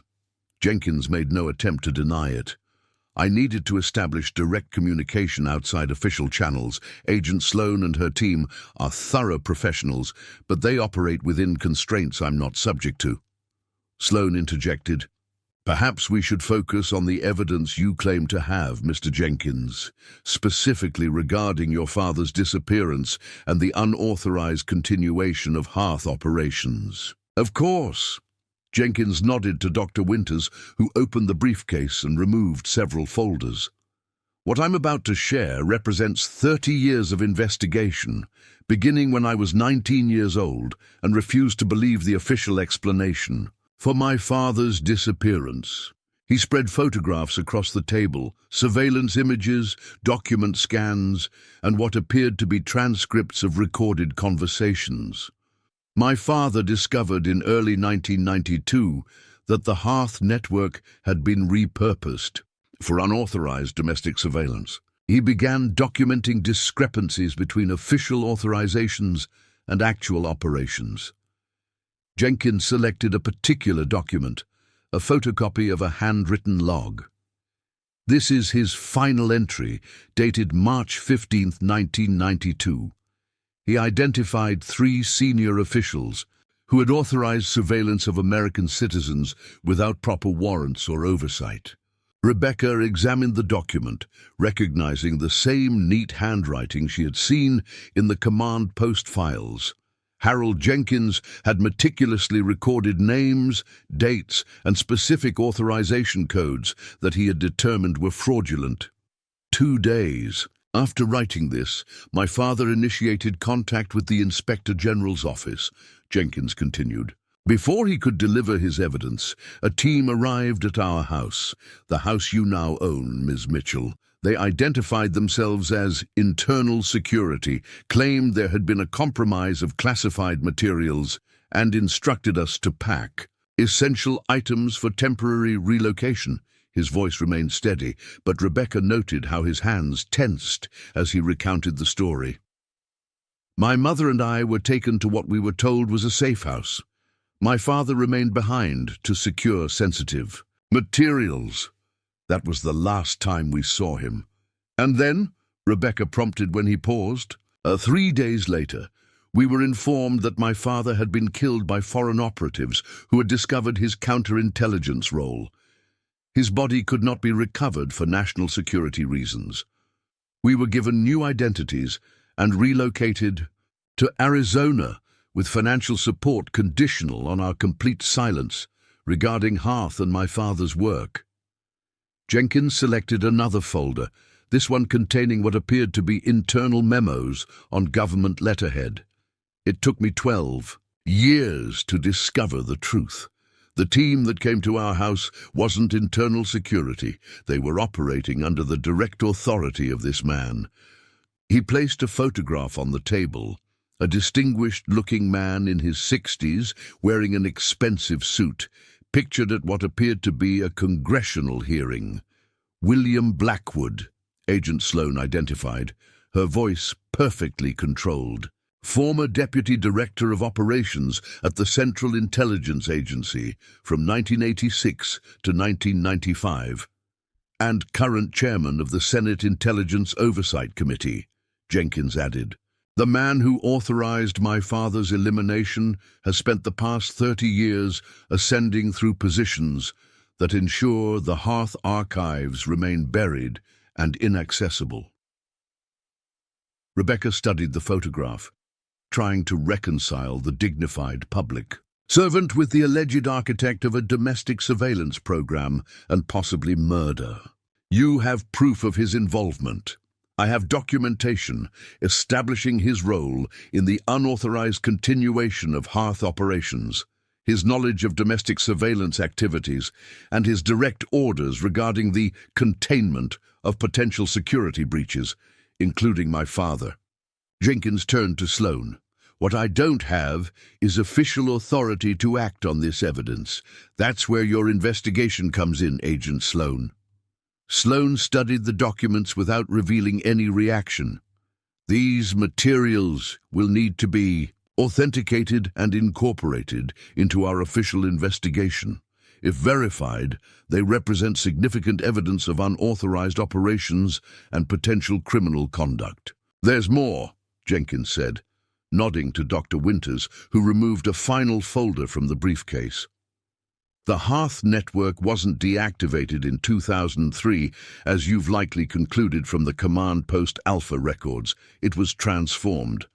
The physical installations were gradually phased out in favor of digital surveillance infrastructure. Less visible, more deniable. The final folder contained technical specifications for surveillance systems integrated into everyday technologies. Smart home devices, communication networks, even vehicles with advanced electronics. Project Ember, Rebecca realized, remembering the term from the text messages. Yes, Jenkins confirmed. Ember was the digital evolution of HEARTH, moving from physical listening posts in strategic locations to distributed surveillance capabilities, embedded in commercial technology. The same unauthorized monitoring, but with plausible deniability and commercial applications that generated revenue while gathering intelligence. Rebecca turned to Agent Sloan, whose expression had become carefully neutral. Did you know about this? Before Sloan could answer, Jenkins intervened. Agent Sloan's division was established specifically to investigate HEARTH and its offshoots. What she may not have been aware of is that certain elements within her own chain of command have been selectively controlling what evidence is pursued and what conclusions are reached. He placed a final document on the table, what appeared to be an internal memo regarding the Special Archive Division's investigation parameters. This directive from Assistant Director Harmon explicitly restricts investigation to pre-2003 HEARTH operations, excluding any examination of subsequent technologies or methodologies. Where did you get this? Sloan asked sharply, examining the document. I have sources within multiple agencies, Jenkins replied calmly, including individuals who believe the truth about these programs should be fully disclosed rather than selectively investigated. The tension in the room had shifted palpably. Rebecca looked between Jenkins and Sloan, trying to discern the true dynamics at play. Was Jenkins manipulating the situation to advance his own agenda, or had Sloan's investigation indeed been deliberately limited by those with interest to protect? What exactly do you want? Rebecca asked Jenkins directly. Justice for your father, exposure of HEARTH and Ember, or something else entirely? Jenkins' penetrating blue eyes, so like his father's in the old photograph Rebecca had seen, focused on her with surprising intensity. What I want, Ms. Mitchell, is exactly what my father wanted. Accountability, transparency, an end to unauthorized surveillance of American citizens under the guise of national security. He leaned forward. And I believe you want the same thing. You discovered a hidden world beneath the surface of everyday life, a world where ordinary homes conceal extraordinary secrets, where government agencies operate beyond legal constraints, where people like you and your daughter are pawns in games played by those with power and privilege. The words struck uncomfortably close to Rebecca's own thoughts over the past weeks. Since discovering the hidden door behind her office wallpaper, her perception of reality had fundamentally shifted, the solid ground of normal life revealing trapdoors and secret passages she had never imagined existed. What happens if I agree? To help you? She asked. You continue cooperating with Agent Sloan's investigation, but with a broader awareness of its potential limitations, Jenkins explained. You become not just a witness, but an advocate for complete disclosure. insisting that all aspects of HEARTH and its evolution be thoroughly examined, regardless of who might be implicated. He glanced at Agent Sloan. I believe Agent Sloan herself may be operating with incomplete information about her own mission. The question is whether she's willing to pursue the truth wherever it leads, even if it contradicts her official directives. All eyes turned to Sloan, whose professional composure showed the first signs of genuine strain. The implications of Jenkins' evidence, if authenticated, suggested her own investigation might have been compromised from within, designed to document historical violations while protecting contemporary operations. I follow the evidence, she said finally. If there are connections between historical HEARTH operations and current activities, they fall within the scope of my mandate. Even if they implicate the current chairman of your oversight committee, Jenkins pressed. Especially then, Sloan replied, her voice hardening. No one is above accountability, regardless of position or influence. Rebecca sensed a subtle shift in the dynamic, not complete alliance, but a tentative alignment of interests among the three of them. Jenkins seeking justice for his father and exposure of continuing programs. Sloan, potentially discovering her investigation, had been constrained by those with something to hide. And Rebecca herself, unwittingly drawn into this shadow world, but now positioned to insist on complete transparency. There's one more thing you should know, Jenkins said, turning back to Rebecca. Your house, my father's last post, contains more than just the command center you discovered. There's a reason it was designated Alpha in the HEARTH network. Something hidden even deeper than the installation you found. What are you talking about? Rebecca asked, a chill running through her despite the room's comfortable temperature. A secure vault beneath the command center, Jenkins revealed. Accessible only with dual authentication from command post operators. My father created it as insurance, a place to store his most sensitive findings about unauthorized operations. We found no evidence of additional hidden spaces, Sloan objected. Because it was designed to be undetectable, except to those who already knew of its existence, Jenkins countered. The entry point is concealed within what appears to be the structural support of the command center itself.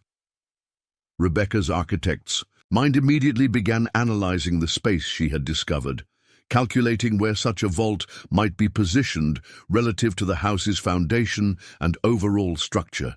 The command center had indeed featured what appeared to be structural columns at its corners, perfect camouflage for a concealed access point. What's in this vault? She asked. I don't know precisely, Jenkins admitted, but based on my father's final log entries, I believe it contains conclusive evidence linking William Blackwood and others to the unauthorized domestic surveillance program, and potentially to my father's disappearance. He leaned forward, his gaze intense. That's why your discovery of the command post triggered such immediate response. It wasn't just the HEARTH archives they were concerned about, it was what might be hidden beyond them, in a secure location only my father knew how to access. And you think I can somehow find this hidden vault? Rebecca asked skeptically. I think your architectural training, combined with your already demonstrated ability to recognize hidden structural elements, makes you uniquely qualified to identify what others have missed. Jenkins smiled slightly. After all, you found the command center itself, when professional inspectors and previous occupants never noticed anything unusual. The implication was clear. Rebecca's skills and perspective might reveal what even trained investigators had overlooked. Her mind was already racing, mentally mapping the command center and considering where additional concealed spaces might exist. If such a vault exists and contains what you suggest, Agent Sloan interjected, it would constitute crucial evidence in an ongoing federal investigation.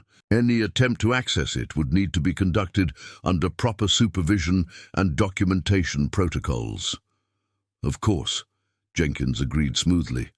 I'm proposing a coordinated effort. Ms. Mitchell's expertise, your investigative authority, and my knowledge of HEARTH operational parameters. Together, we might find what my father considered important enough to hide even from his own superiors. Rebecca studied both Jenkins and Sloan, weighing her options.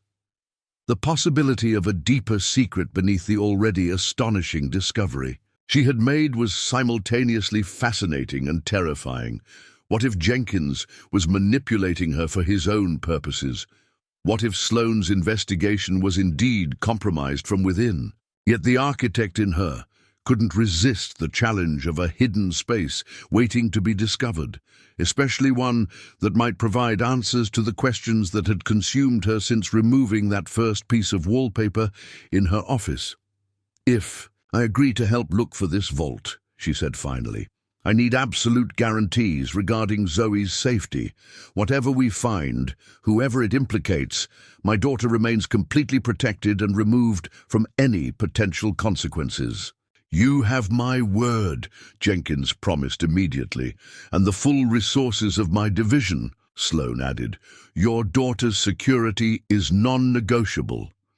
As the meeting concluded and arrangements were made for a coordinated examination of the command center, Rebecca felt herself crossing yet another threshold in this extraordinary journey. What had begun with simple renovation plans had evolved into something she could never have imagined, a convergence of personal discovery, historical secrets, and potentially contemporary abuses of power. What lay hidden in the deeper vault? If it existed, what had Harold Jenkins considered so important that he concealed it beyond the already secret command center? And most crucially, would uncovering it finally provide the answers that would allow Rebecca and Zoe to return to a normal life? Or would it only draw them deeper into the shadow world, operating beneath the surface of everyday reality? As they prepared to leave the conference facility, Rebecca's thoughts returned to Zoe, watching movies and eating pizza at the lakeside safe house, blissfully unaware of the high-stakes negotiation her mother had just participated in. Whatever came next, Rebecca's priority remained unchanged, protecting her daughter while finding a path back to the normal life they deserved. What she couldn't yet know was how profoundly the contents of Harold Jenkins' hidden vault would reshape not just her understanding of what lay beneath her house, but of the very foundations of privacy and security in modern America, and how the evidence preserved by a conscientious father 3 decades earlier would ultimately connect to systems, monitoring millions of unsuspecting citizens in the present day. The return to Oakridge felt surreal after weeks away. Rebecca stared through the SUV's tinted windows at the familiar suburban streets, now transformed in her perception by the knowledge of what lay beneath their peaceful facades. The modest, split-level house, her desperate investment just months ago, now stood at the center of a complex web of surveillance operations, government investigations, and decades-old secrets. "Security perimeter is established," Agent Wilson reported. "From the driver's seat, 3-block radius, all approaches monitored." Agent Sloan nodded from beside Rebecca. "Command Post Alpha has been under continuous surveillance since your departure. No unauthorized access attempts detected." In the days following the Milwaukee meeting, an uneasy alliance had formed between Sloan's official investigation and David Jenkins' independent operation. While not fully trusting each other, they had established a working relationship centered on the search for the hidden vault Jenkins believed existed beneath the command center. "Jenkins will join us after initial security clearance," Sloan explained. As they pulled into Rebecca's driveway, His technical expertise may be valuable, but all discoveries will be documented through official channels. Rebecca's thoughts were with Zoe, who remained at the lakeside safe house with Agent Morales and a security detail. They had framed her continued stay as an extended vacation while her mother handled boring grown-up business at home. A necessary deception that Rebecca hated but accepted as essential for her daughter's safety and peace of mind. The house looked strangely untouched from the outside. The renovation supplies still stacked neatly on the porch, the newly planted flowers she'd installed before, their hasty departure still blooming in the front beds. Only the subtle presence of security personnel and the discreet surveillance equipment would indicate to an observant passerby that this was anything but an ordinary home renovation project. Inside, however, the transformation was immediately apparent. The hidden door in Rebecca's office stood open, revealing the stairway to the command center. Equipment had been installed throughout the house, sophisticated scanning technology, additional lighting systems, and communications gear connecting to a command post established in the living room. "We've completed full documentation of the primary installation," Agent Wilson explained as he led them downstairs. "Every file, every piece of equipment, catalogued and secured. The materials you initially discovered have already provided substantial evidence regarding unauthorized surveillance operations." The command center looked dramatically different under the bright work lights now installed. What had been a shadowy, mysterious space during Rebecca's initial discovery was now clinically illuminated, revealing every detail of the Cold War-era installation. Teams of specialists moved through the space with practiced efficiency, recording and analyzing decades of accumulated intelligence. "The structural elements Jenkins mentioned are here," Wilson continued, pointing to the reinforced concrete pillars at each corner of the room. "Ground-penetrating radar shows inconsistencies behind the northwest column, but no obvious access mechanism has been identified." Rebecca approached the column in question, her architect's eye analyzing its placement and design. The pillar appeared to be a standard structural support, approximately 18 inches square, extending from floor to ceiling. Yet as she examined it more closely, she noticed subtle inconsistencies in the surface texture and coloration. "This has been modified," she observed, running her fingers along a nearly invisible seam. "The concrete facing is slightly different from the other columns, a later addition disguising something beneath." Before she could investigate further, David Jenkins arrived, accompanied by Dr. Winters. After passing through security protocols, they joined Rebecca at the column. "My father's final logs mention modifications to ensure continuity of critical documentation regardless of operational status," Jenkins explained. "I believe he created this secure vault as insurance, knowing that if his concerns about unauthorized operations were justified, his own position might be compromised." "And you never tried to access it yourself?" Sloan asked skeptically. "I didn't know its exact location until recently," Jenkins admitted. "My investigation focused initially on my father's disappearance, then expanded to tracking the broader HEARTH network. It was only when Ms. Mitchell discovered the command center intact that I realized the opportunity to locate what might be my father's most important legacy." Rebecca continued her examination of the column, professional instincts taking over. "This isn't just camouflage. It's intentionally designed to appear structural while concealing something else entirely." She pointed to subtle indentations around the base. "These aren't random settling cracks, they're deliberate installation markers." Dr. Winters joined her analysis.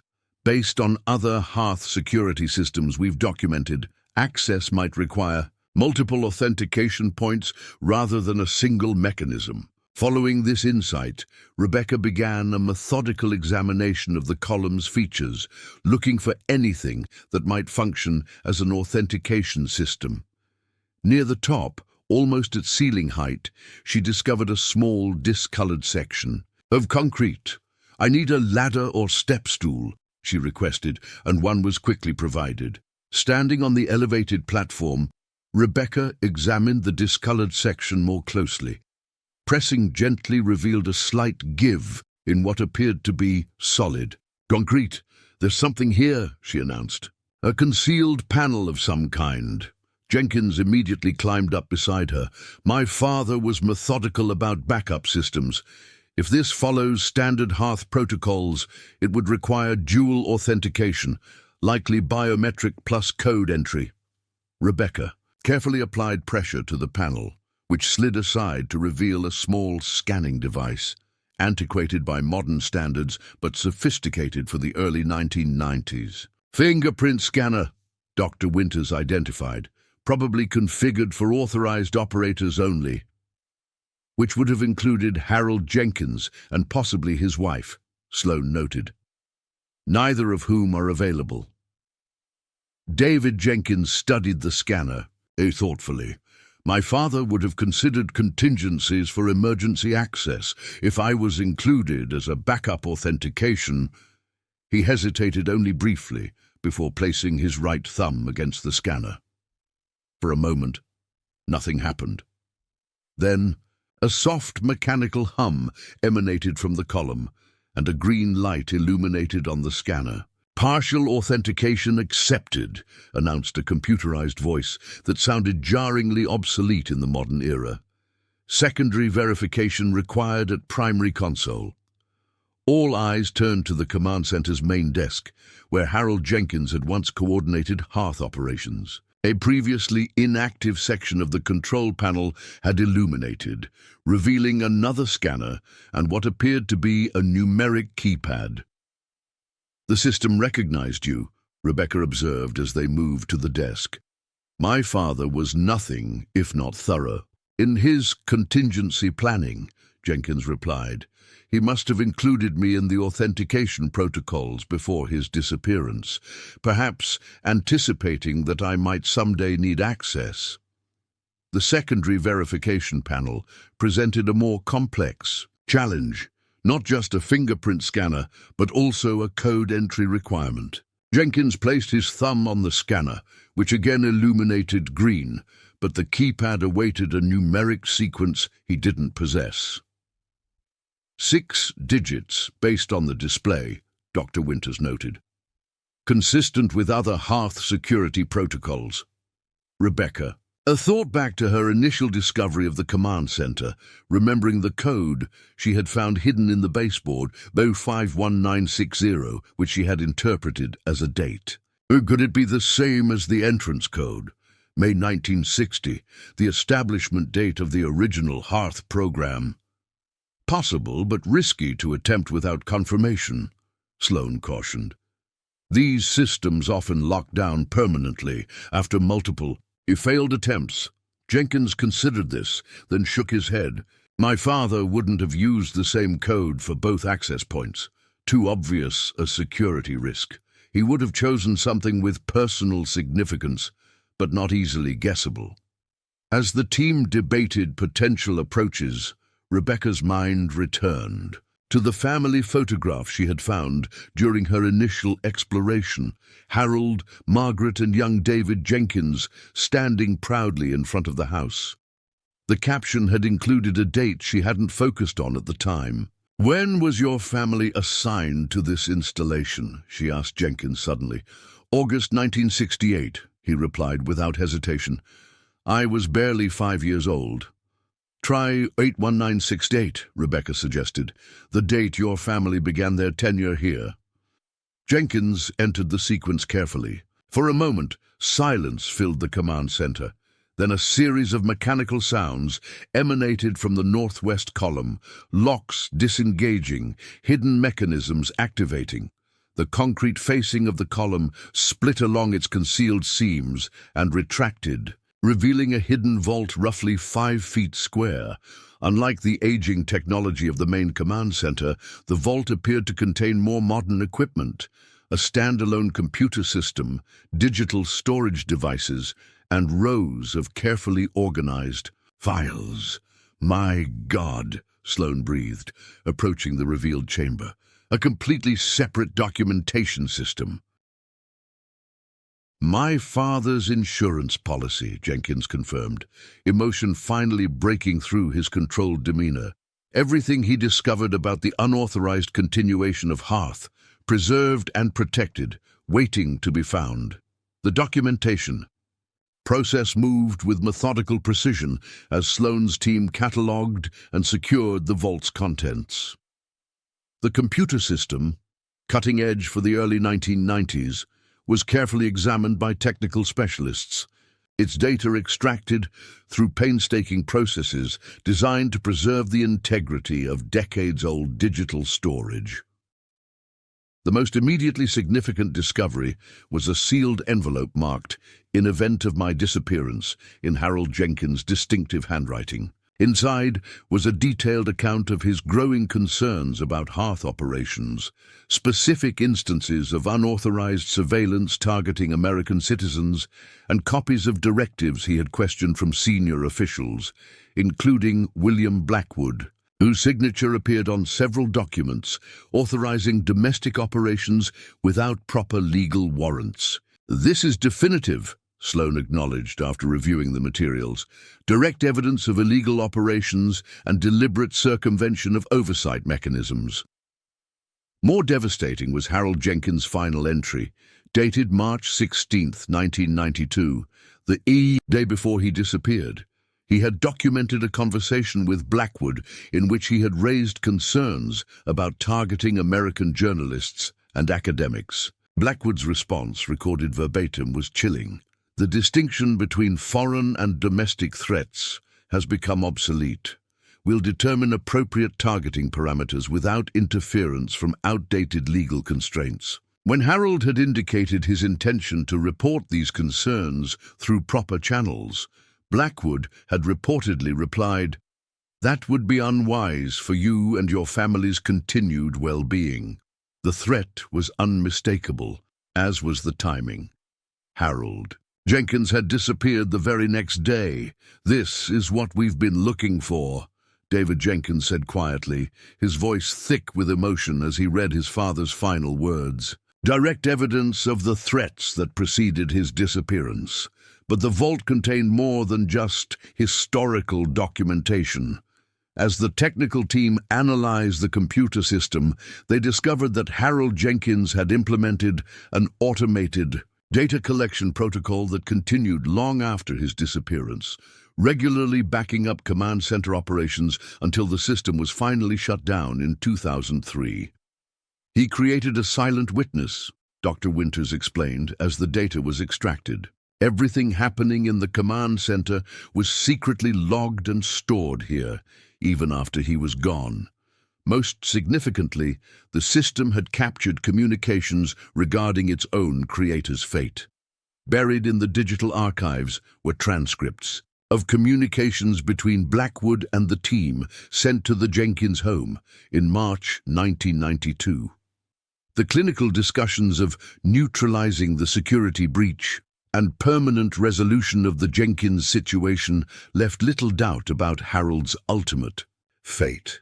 "They killed him and buried it," Sloane stated flatly, reviewing the evidence, "and continued operating HEARTH for another decade without authorization or oversight." As the full scope of the vault's contents became clear, Rebecca found herself oddly detached from the proceedings, watching the methodical documentation of decades-old crimes while contemplating her own strange journey into this shadow world. What had begun with simple home renovation had expanded into a conspiracy spanning generations, connecting her ordinary suburban house to the highest levels of government power and the darkest corners of intelligence operations. "There's more," Dr. Winters announced, working through encrypted files on the computer system. "Project Ember, the digital evolution of HEARTH, is extensively documented here. Technical specifications, implementation timelines, target parameters, The Ember files revealed what David Jenkins had suggested during their Milwaukee meeting: the transition from physical surveillance installations to digital monitoring systems embedded in commercial technology. Ordinary smart home devices, popular. Applications and communication networks had been subtly modified to facilitate continued monitoring without the obvious infrastructure of traditional surveillance operations. This continued well beyond 2003, Dr. Winters confirmed, displaying documentation dated as recently as 2018.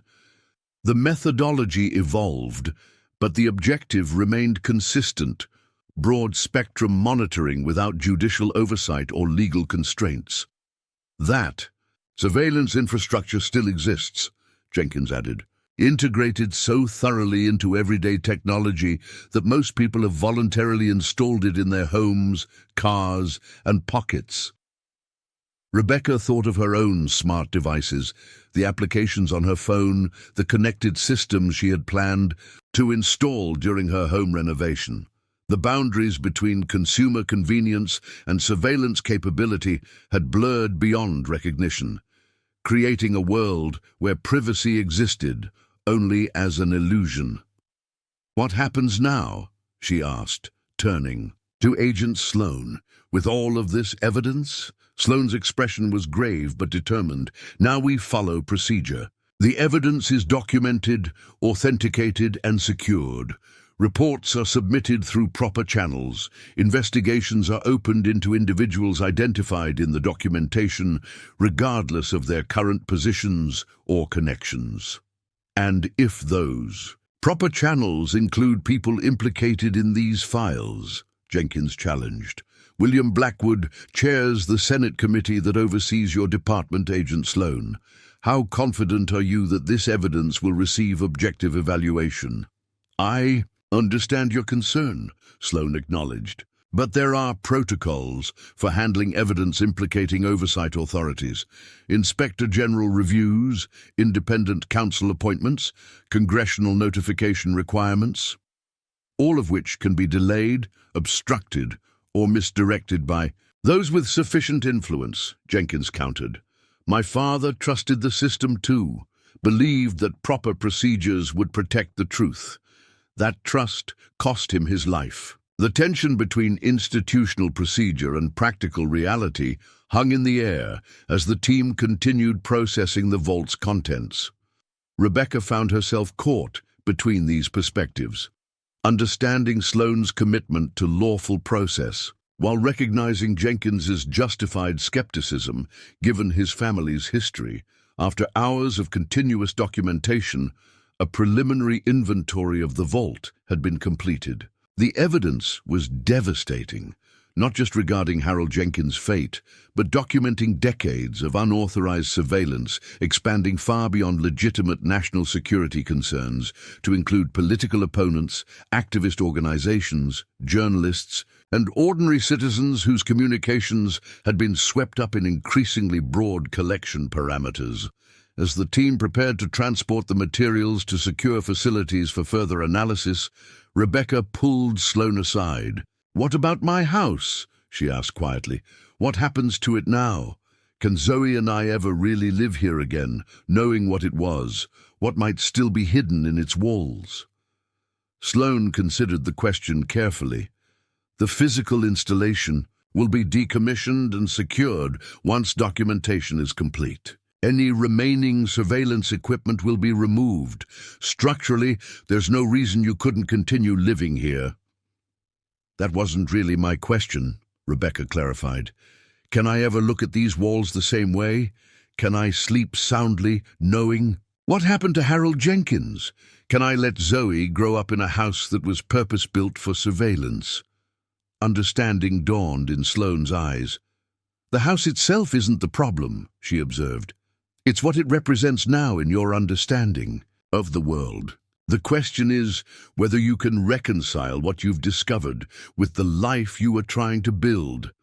Before Rebecca could respond, a commotion at the entrance to the command center drew their attention. Agent Wilson appeared with an urgent expression, Director Harmon is on secure line 1, he reported to Sloan. Priority communication regarding today's findings. Sloan excused herself to take the call in the secure communications area that had been established upstairs. In her absence, David Jenkins approached Rebecca. Whatever happens next will be complicated, he said without preamble. The evidence is clear, but the systems designed to address such violations are operated by the very people implicated in them. The truth rarely emerges unscathed from contact with power. You sound like you're expecting obstruction, Rebecca noted. I'm expecting reality, Jenkins corrected. My father believed in the system until it killed him.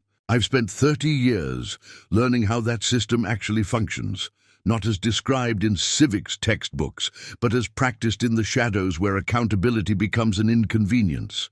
Rebecca studied him.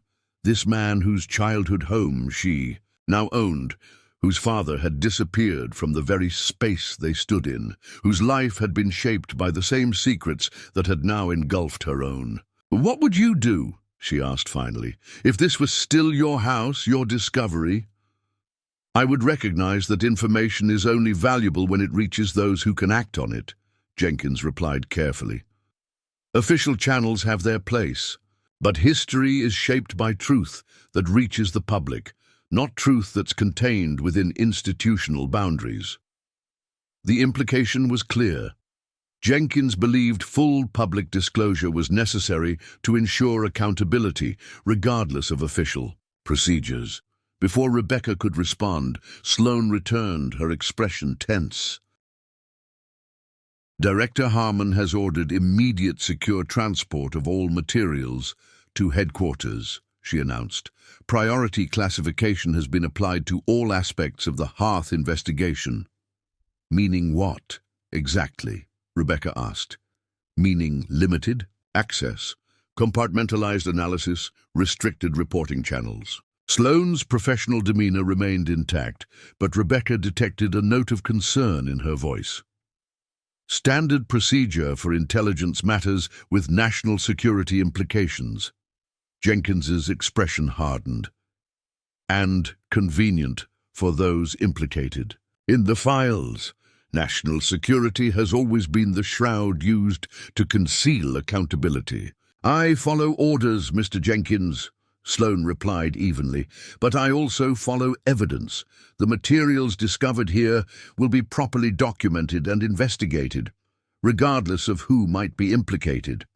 As the secure transport team arrived and began preparing the vault contents for relocation, Rebecca found herself facing the most significant decision since discovering the hidden door weeks earlier. The truth about HEARTH, about Harold Jenkins' fate, about decades of unauthorized surveillance, all of it now existed in tangible, documented form. But would that truth remain confined within classified boundaries, or find its way to meaningful accountability? Jenkins had quietly positioned himself near her again. My father created a backup, he murmured, just loudly enough for Rebecca to hear. Insurance beyond insurance. The question is whether you believe the system should be trusted with the only copy of the truth. Before she could respond, Agent Wilson approached. Ms. Mitchell, we've completed documentation of the primary areas. Once the vault contents are secured, you'll be able to return home with appropriate security in place until the investigation concludes. The moment of decision had arrived sooner than Rebecca had anticipated. The official process was proceeding with methodical efficiency, evidence collected, secured, and soon to disappear into classified channels where its ultimate fate would be determined by the very institutions implicated in the files. I'd like to collect some personal items from my office, she requested. Renovation plans and some of Zoe's things she's been asking about. Wilson nodded, escorting her upstairs to the main floor while the transport team continued their work. Below, in her office, the room where everything had begun with peeling wallpaper and a hidden door, Rebecca gathered some papers and photos, mind racing with the implications of the choice before her. On her desk sat a USB drive she had used to back up renovation plans and budget spreadsheets. It was identical to several others now being used by the documentation team to transfer digital files from Harold Jenkins' vault. The symmetry seemed almost ordained, a bridge between her ordinary renovation project and the extraordinary discovery it had led to. When Wilson stepped into the hallway to respond to a radio call, Rebecca made her decision. The architectural plans on her desk concealed another set of papers, copies she had made of key documents from the vault while assisting with organization earlier in the day. A small act of insurance, prompted by an uncertainty she hadn't fully acknowledged until now. She slipped these copies and her USB drive into her bag just as Wilson returned. "All set?" he asked. "Yes," Rebecca replied, maintaining casual composure. "Just needed some materials to continue planning while we're away." From the house. Downstairs, the transport team had nearly completed securing the vault contents. Sloane was supervising the final inventory, while Jenkins observed with barely concealed skepticism. Their eyes met briefly across the room, and Rebecca gave an almost imperceptible nod. "Ms. Mitchell will be returning to the safe house until we complete preliminary analysis," Sloane announced. "Full security protocols remain in effect for her and her daughter's protection." "I'd like to stop by my office first," Rebecca requested. "I have some client communications that need attention after being away so long." "Of course," Sloane agreed. "Agent Morales can escort you there before returning to Wisconsin." The hardware store where Rebecca had found employment after moving to Oakridge was modest, but it provided steady income and flexibility during her initial renovation efforts. More importantly, it offered public computers for customer use, computers not connected to her home network or personal accounts.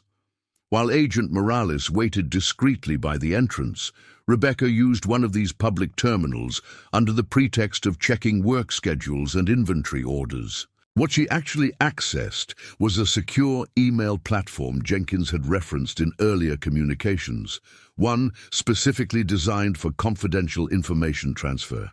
The backup files from Harold Jenkins' vault, documenting HEARTH operations, Project Ember specifications, and the communications regarding his own elimination, were uploaded without accompanying message or identification. The recipient addresses included selected journalists known for investigative reporting on government surveillance, legal advocacy organizations focused on privacy rights, and congressional oversight staff outside Blackwood's immediate influence. The act took less than 3 minutes. When it was complete, Rebecca deleted all evidence of the transfer and returned to routine work tasks until rejoining Agent Morales for the journey back to the lakeside safe house. The consequences of her decision began unfolding the very next day. Rebecca was having breakfast with Zoe when Agent Sloane arrived at the safe house, her expression more severe than Rebecca had ever seen it. "There's been a security breach," she announced without preamble. "Key documents from the vault have appeared in multiple news outlets and on specialized forums. Director Harmon has ordered an immediate investigation into the source of the leak." Rebecca maintained a neutral expression. "That sounds serious." "It's beyond serious," Sloane replied. "Classified intelligence materials are now circulating publicly, compromising ongoing operations and potentially endangering sources, or exposing illegal surveillance that never should have been classified in the first place," Rebecca suggested. Quietly, Sloane's eyes narrowed, studying Rebecca with new assessment. "You wouldn't happen to know anything about how those materials became public, would you, Ms. Mitchell?" "I'm a single mother trying to renovate a house I discovered was the center of an illegal government surveillance operation," Rebecca replied, evenly. "My expertise is in architectural design, not classified intelligence handling." The non-answer hung between them as Sloane considered its implications. "The investigation will identify the source eventually," she said finally. "Digital forensics, access logs, communication records, the evidence trail always exists." just like the evidence trail of Hearth operations existed for 30 years without anyone being held accountable, Rebecca countered. Some truths need pathways outside official channels to reach proper recognition. Before Sloan could respond, both their phones chimed simultaneously with breaking news alerts. William Blackwood had issued a statement announcing his immediate resignation as chairman of the Senate Intelligence Oversight Committee, citing personal reasons that required his full attention. "It's starting," Rebecca observed. "Public disclosure creates accountability that classified investigations rarely achieve." The next week unfolded with dizzying rapidity. News organizations published increasingly detailed accounts of Hearth operations and their evolution into Project Ember. Privacy. Advocates filed lawsuits against technology companies implicated in the surveillance infrastructure. Congressional hearings were announced, with multiple committees claiming jurisdiction over different aspects of the expanding scandal. Most significantly for Rebecca, a special prosecutor was appointed to investigate Harold Jenkins' disappearance and the subsequent cover-up, the first step toward justice for the man whose hidden vault had finally revealed the truth he died trying to expose. Through it all, Rebecca and Zoe remained at the safe house, protected from the media frenzy their discovery had inadvertently triggered. Agent Sloan continued to coordinate their security, maintaining professional detachment despite her likely suspicions about Rebecca's role in the information release. On a cool autumn evening, 3 weeks after the documents became public, Rebecca sat on the lakeside deck, watching the sunset while Zoe built an elaborate sandcastle on the private beach below. Agent Sloan joined her, carrying 2 cups of coffee. The special prosecutor has identified remains recovered in 1994, but never properly identified as likely belonging to Harold Jenkins, she said without preamble. DNA testing is underway for confirmation, but preliminary evidence suggests he was buried on federal land approximately 30 miles from Oakridge. Rebecca accepted this information with a solemn nod. Will his family finally get answers? Closure. David Jenkins has been formally notified, Sloan confirmed. The investigation into those responsible is proceeding with high priority. 3 former officials have already been identified as directly involved in the operation that led to his disappearance. They sat in silence for a moment, watching Zoe's elaborate construction taking shape along the shoreline. The innocent determination with which she built her sand fortress stood in stark contrast to the dark revelations about foundations built on surveillance and secrecy. "I know it was you," Sloan said finally, her voice quiet but certain. The document release, the timing, the selection of materials, too precisely targeted to be random or opportunistic. Rebecca neither confirmed nor denied the accusation, instead asking, would those documents have led to accountability if they had remained within official channels? Sloan sighed, the professional facade slipping for a moment to reveal genuine conflict. "I want to believe they would have. That the system I've dedicated my career to is fundamentally sound despite its flaws. And now? Now we'll never know," Sloan acknowledged. "But what we do know is that William Blackwood has resigned. Technology companies are frantically modifying their surveillance capabilities, and Harold Jenkins's remains may finally receive proper identification and burial. Perhaps the outcome justifies the means in this specific case." Rebecca sensed that this was as close to approval as Sloan could offer, while maintaining her professional obligations. "What happens now? To the house, to the investigation, to Zoe and me?" "The command center has been fully decommissioned, all surveillance equipment removed. Structurally, your house is once again just a house, albeit one with an unusual basement. A feature that's been permanently sealed." Sloan took a sip of her coffee before continuing. As for you and Zoe, the immediate security concerns have diminished with Blackwood's resignation and the public exposure of HEARTH operations. You could return to Oakridge within the week if you choose. If I choose, Rebecca repeated thoughtfully. That's really the question, isn't it? Whether I can ever look at those walls the same way again. The choice had been forming in her mind for weeks, ever since discovering the hidden door that had transformed her understanding of the world. The house in Oakridge represented both opportunity and burden, fresh start and historical weight. Could she separate the structure from its history? Could she create a normal childhood for Zoe in rooms once dedicated to surveillance and secrecy? "I've received an offer," she admitted. "A design firm in Portland, a former client from before the bankruptcy. They saw my renovation documentation on social media and reached out before all of this happened. The position would allow me to use my architectural training again, with better income and stability than the hardware store." "You're considering relocating," Sloan observed, "starting fresh somewhere untainted by HEARTH and its legacy."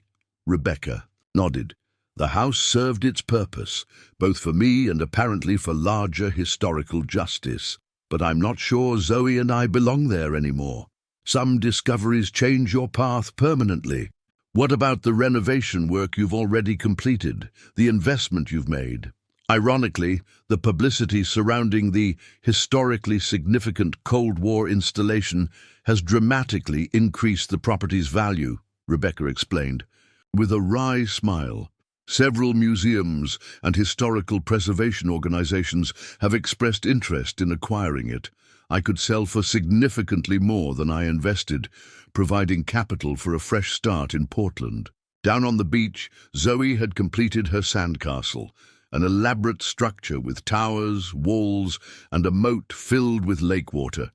She stood back, admiring her creation with the satisfaction of a builder whose vision has been successfully realized.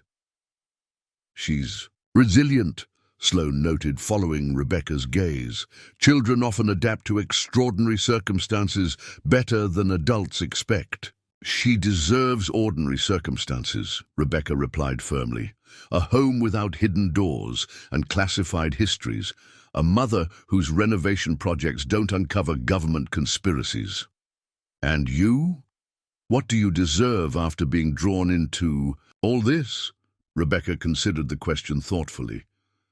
"Perspective," she answered finally. "I came to Oakridge desperate for affordable housing, focused entirely on practical concerns. What I found behind that hidden door wasn't just a Cold War installation.